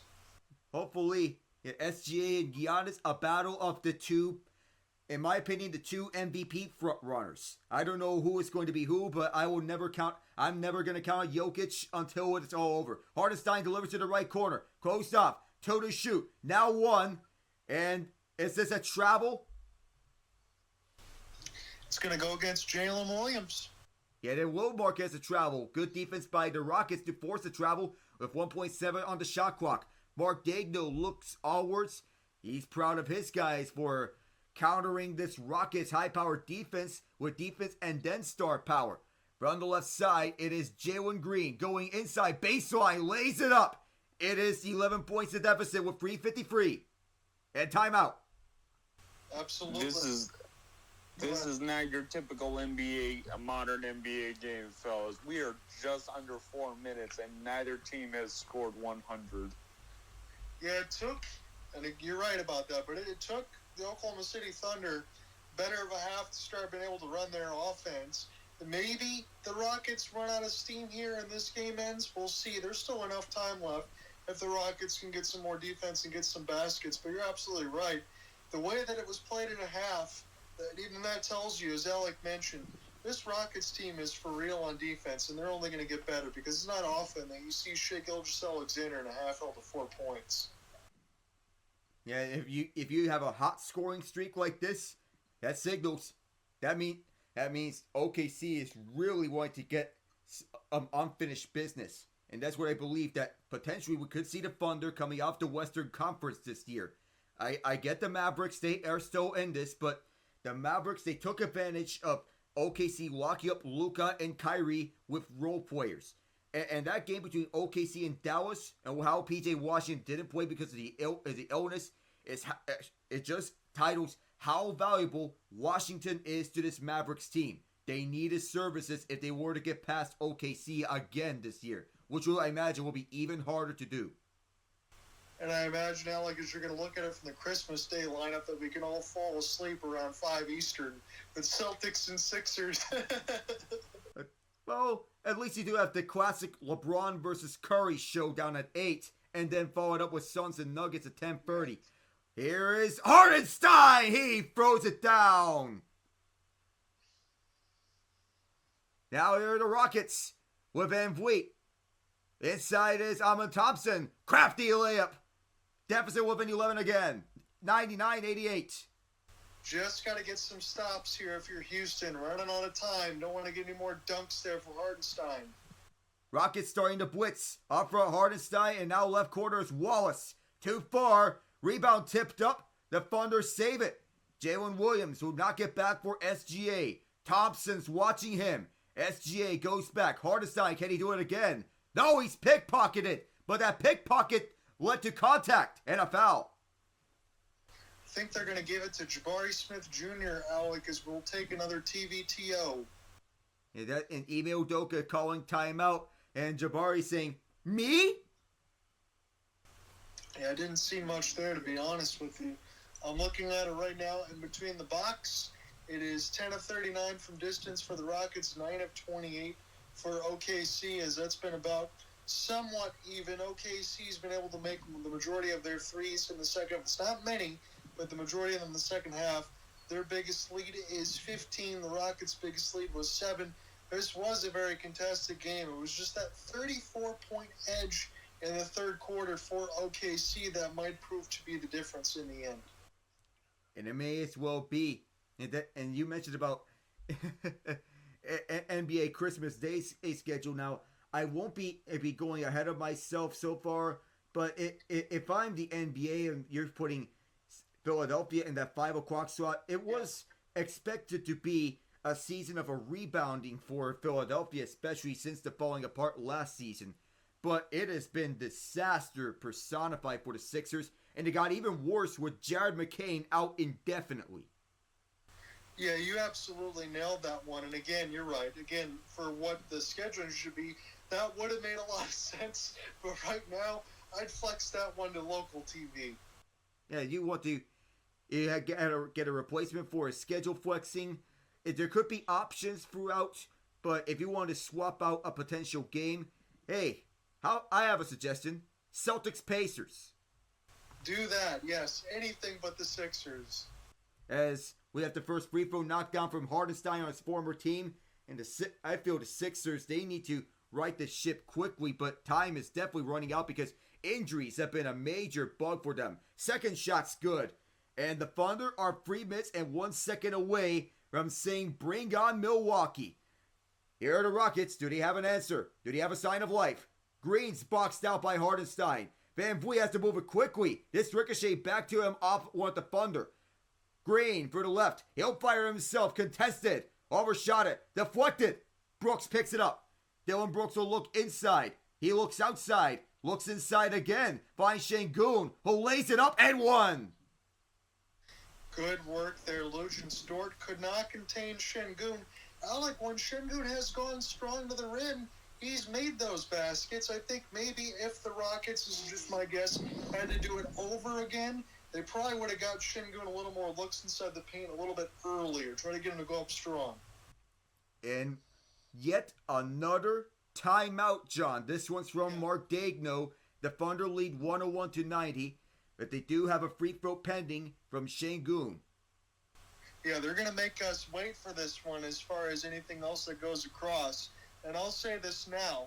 Again, the Rockets, they had that late run against the Golden State Warriors. We'll see what they can do because 2:37 is a ton of time, even though it's 11. We'll see if they can get some stops. But I am impressed, just like I was last year, between the Indiana Pacers when we watched this in the NBA Cup, of a team that feels like they're coming together and a team that we know is going to do continual damage in the future and a team that probably could make it to the Western Conference Finals even now. With the Houston Rockets, I can agree with that. I just don't know if that extra step will be made because as the current standings are, if we face Memphis in the second round, that could be a very tight matchup. Memphis hasn't advanced past the second round in their current era. They lost to the Warriors 3 seasons ago, but 3 seasons ago. And when the Timberwolves made it as a 7 seed, when 2022, when the Timberwolves made it as a 7 seed, won that series in 6 games. But Memphis is rejuvenated. They've unlocked another gear. It's 2 young teams still. But Taylor Jenkins is underrated as a head coach. Yeah, when you got talent, you got John Morant, that definitely changes some things too. It does. And Desmond Bane, Brandon Clark, 2 key players. The Thunder challenged it, actually. The call was upheld. That was about the foul. The Şengün will shoot the and one opportunity. Here it comes. Short. Rebound. Hartenstein tried to keep it away from Green and does. Well, that was Smith, actually. So Dagno challenged. So neither team has a challenge right now. Thunder down to 1 timeout. Rockets have both of their timeouts left. Inside, Jalen Williams, left hash with a paid mid-range. Bounced out. Rockets with it with 2:16. Van Vliet takes it himself. He has to fire quickly. And takes it. Fred Van Vliet from the Woodlands makes it an 8-point game. That's his first 3 of the night. Amazingly enough, 1 of 10 so far, the Thunder. And the Rockets are trying to take it back. Wallace, oh, you can't do that! You can't leave Hartenstein the baseline alone. Yeah, you got an easy 2 there. He's had too many of those, Alec. Yeah, the Rockets tried to blitz hard. They were going blitz heavy, trying to draw an intentional foul. Here's Green as he moves inside, now back outside. Fakes, now fires it, rattles around and out. Thunder moving up quickly. Will Dylan Brooks foul or will he just keep pace? SGA. Thunder looking to run out the rest of this clock. Dylan Brooks now trying to foul SGA. Several crossover moves as Shai Gilgeous-Alexander to the paint. Can't get it. This is deflected to Houston. 119. They'll have possession. You're going to get a timeout here from Ime Udoka. He's trying to draw something up. It's still 10. 119 left in the fourth as the camera and everything stays on ABC and ESPN. John Hunter with you alongside Alec Nava. He's taking us to the fourth. It's Shai's 7th career game with 30 points and 5 steals, tied for second most in franchise history with Gary Payton, only behind Russell Westbrook. That is ridiculous. It is. He split that between the OKC and Seattle side. And remember, this is the franchise that used to play their games over at Seattle back in the era of Gary Payton and Sean Kemp. They made it to the NBA Finals where they lost to the 72-10 Bulls in 96. But that stat line there for Shai Gilgeous-Alexander puts some respect on his defense. For as good as he is offensively, his defense needs to get major respect around the NBA. Should get him onto MVP conversations. I'm surprised he hasn't won MVP last year. I agree with you there. Again, his game's going to continue to grow. I'm a little bit ahead of you here on the feed, but I think Alex Caruso is going to pick up a cheap foul here against Dylan Brooks. He hit him right in the chops. Oh, I must say to you, if you're a prophet on this one, I have to give you a shout out on here right after the Ime Udoka timeout. Caruso is going to take the place of Hartenstein. Thunder are going small ball defensively, but that strategy has worked for them because they're one of the best teams. Yeah, Caruso did a cheap shot on one of the Rockets players as Dylan Brooks. Oh. I don't know if that was enough of an acting job for Brooks. I think Caruso actually did get a piece of that, to be honest with you. That wasn't needed. Yeah, I felt that was unnecessary from Caruso to do a cheap shot. And Mark Dagno says, I want to warn you, Caruso. As Caruso and Brooks, they were going at it. Yeah, there was a push. I think there was a push. And Van Vliet's going to shoot the free throw. This one rattled out, but Houston will keep possession. How many of those have we saw in this game as well? Some of these missed free throws. I feel like the Rockets had a legitimate opportunity to win this one, to be honest with you. Yeah, had it not been for missed free throws, then I feel like this would have been a much tighter game. But once again, make your free throws. That's the big order business. Brooks will step it back himself. He hesitated on the shot, and the rebound will go to OKC. I felt like he hesitated to get that one off, and now the Rockets, they have to foul here. This may be a last resort, but they have to foul to get themselves a chance. Inside, Jalen Williams gets boxed out, double teamed. We'll kick it out to the right wing side, free on the way. Yes, sir! And that might be the icing on the cake. Alec, you're going to have a development in front of you. I want to get your thoughts on it when you see it. I'm going to try to get it squared away myself. Şengün didn't and knocked down that free, and well, we got a left quarter. This rattled out twice. Dylan Brooks, 40.4 left. Oh, we got pushing and shoving. We got pushing and shoving here at Las Vegas, and you know, they say it's a Sin City. Well, pushing and shoving, what sins are they committing? I think Alperen Şengün, in between Case and Wallace, had a little hold, and Case said, you know what, I'm not backing down from you at all. And that took everybody off the bench, writing a meeting in front of the rim.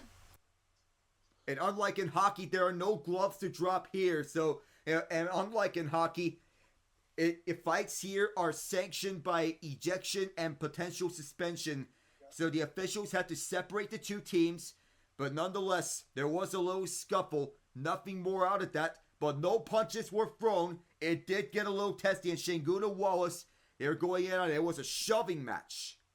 You know what? I don't think. Go ahead. I don't think it requires any truly unnecessary. I don't think it requires anything truly. Yeah, I don't think it. From what I've seen, there's nothing excessive. It's a couple shoves at best. If there were punches thrown, I'd say yeah, the league needs to step in.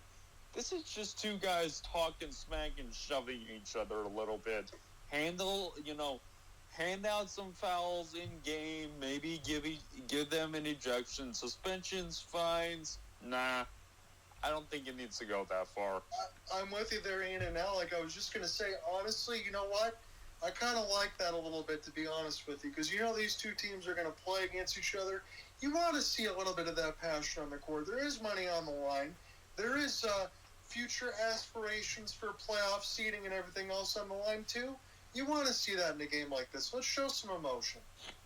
Yeah, you got to show that emotion. Show that a potential rivalry could be brewing between these two rebuilding teams. You want to show that passion, that love for the game. And if you want to see a shoving match between these, then that reeks of old school basketball. With that physicality, don't take it too much because you don't want to see something of the equivalent of Malice at the Palace. Oh, yeah.